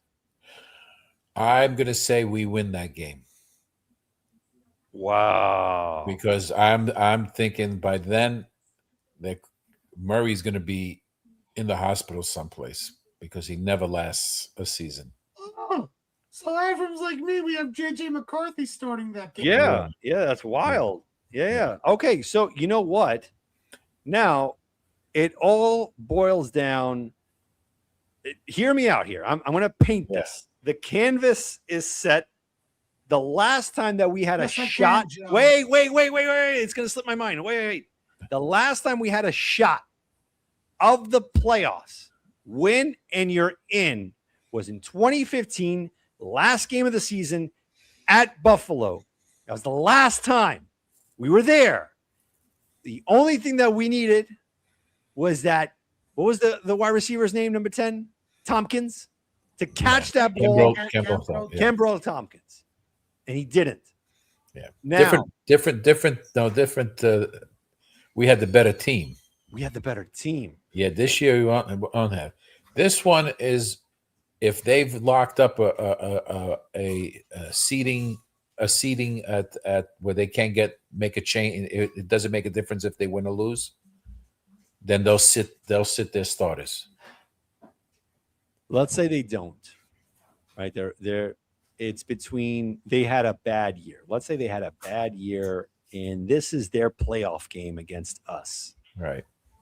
Now, we're riding high, man. 9-7, we haven't had that in a while. That means at this point, we found a groove. And that's all you We're want. gelling. We're gelling. gelling. Right? That's what hot teams do. Right. They need to find something where they have a nice wavelength and they're just cruising and they're just, this is it. And they believe in themselves. And they, again, like the 2002 Jets. That to me was that. That's what it was. And the 1998 Jets. They have that, let's say, heading at the new stadium, the new one. Give me the play-by-play. How does it go? Don't give me the loss, win yet. Just give me that scenario. How's it formatting? Comes down to a field goal. How's that? Oh, we have no kicker. Not yet. Oh my gosh! We just cut the BYU guy. Nail biter. Was it BYU or Brigham or whatever? I mean, BO guy. BO guy. What would you give us? A loss? Me? Yeah. I would give it at this stage of the game, if we're hitting on all cylinders, yeah, win. And that's not being a homer. That it's not it's not being that. To me, if the Jets find that niche, if they find that chemistry where everything is going their way and all of this backs to the wall, lame duck head coach, retread quarterback, but then you have Muji bringing all these young players in there, and it all sets the stage at Buffalo, the Kings of the East. Let's make no mistake, Kings of the East. I think last year with the Pats, it is what it is. I think we win the game. Okay, so what does that bring us now? 10-7. All right. Now One look of at the all biggest the 7 turnarounds. Look at all the 7 losses. Which one of those games do you think we can pull an upset? Which team? The Bears. The Bears? The Bears. Yeah, I agree with you. I was going to say the Bears as well. Yeah. I think it would be the Bears. Now, which one of the 10 wins do you think would be a loss?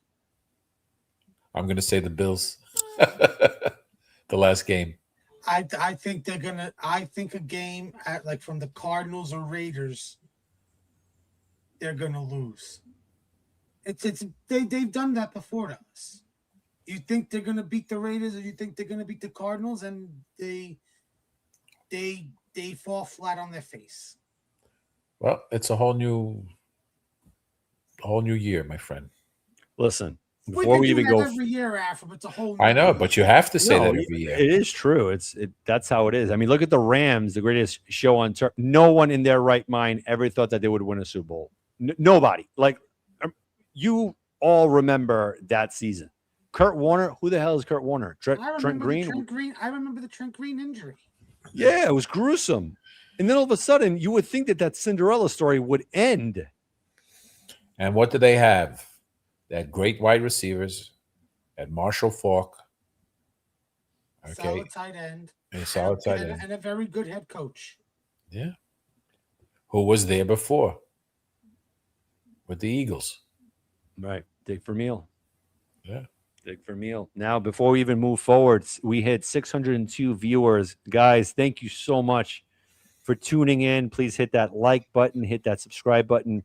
We appreciate you so much. I mean, the link is in the chat. Please pop in. We always, admire new people coming in with new perspectives. And we thank you for giving us, the time of tonight, just being on for almost 2 hours and 40 minutes. With the 602 viewers in the TV world, you have to multiply that. You'd have about 6 million viewers at this point, based on the way they used to use the what is that company? What's that? From Fox? No. Remember they used to issue you a box on your TV, Okay. and it was the ratings. What was the name of the company? You know what I'm talking about. I do. I can't remember the name. And what they would base it on, it would capture the channels you're watching and how long. The Nielsen ratings. And then they would, I think they give 1,000. They would have 1,000 households throughout the country, and then they would look at it, and then they had a multiplier, and that's how they determine how many viewers would be watching the show or the movie per se. Dude, you always bring knowledge here, man. I love that. Listen, this was fun. I got to be honest. This was one of the only thing that was missing here was Liam, but we get it. Liam, we miss you. No internet. Yeah. Bad weather by him. No. He's such a workaholic, man. He's good for him. He's young. And I definitely miss him. He's such a great co-host, man. He's a good dude. And these 600 viewers, man, it's for you, Liam. All right, brother. This is all you that you started this whole thing, and we appreciate you. We appreciate all the 612 people, people that are gonna be rewatching this. Afram, dude, always a pleasure talking to you. Armand, thank you for having me. Armand is the Frank Reich He's of all. Yes. Pano's coming on. Joe Cat with all the positivity, the waves that that we're going 17-0. We thank you, Joe. I can talk about Sean Payton on the hot seat. I want to. Everybody wants. You can say anything you want. Sean, you and everybody else want to glaze Sean Payton and those types of coaches. I'm going to hold them to the fire. I got to hold them accountable. I love that. And with that, Jets Nation, we're going to the playoffs, baby. Jet the freak up. Let's go. Quarterback, Ken O'Brien of California Davis. Just 14 that first time, now going long. They got a wide open man, and he makes the catch. It's Braylon Edwards taking off. Braylon Edwards will take it home for the touchdown. 80. First down in San Diego territory at the 47-yard line. Big draw. Pennington going for 6. Deep down the field, and it's caught by Santana Moss.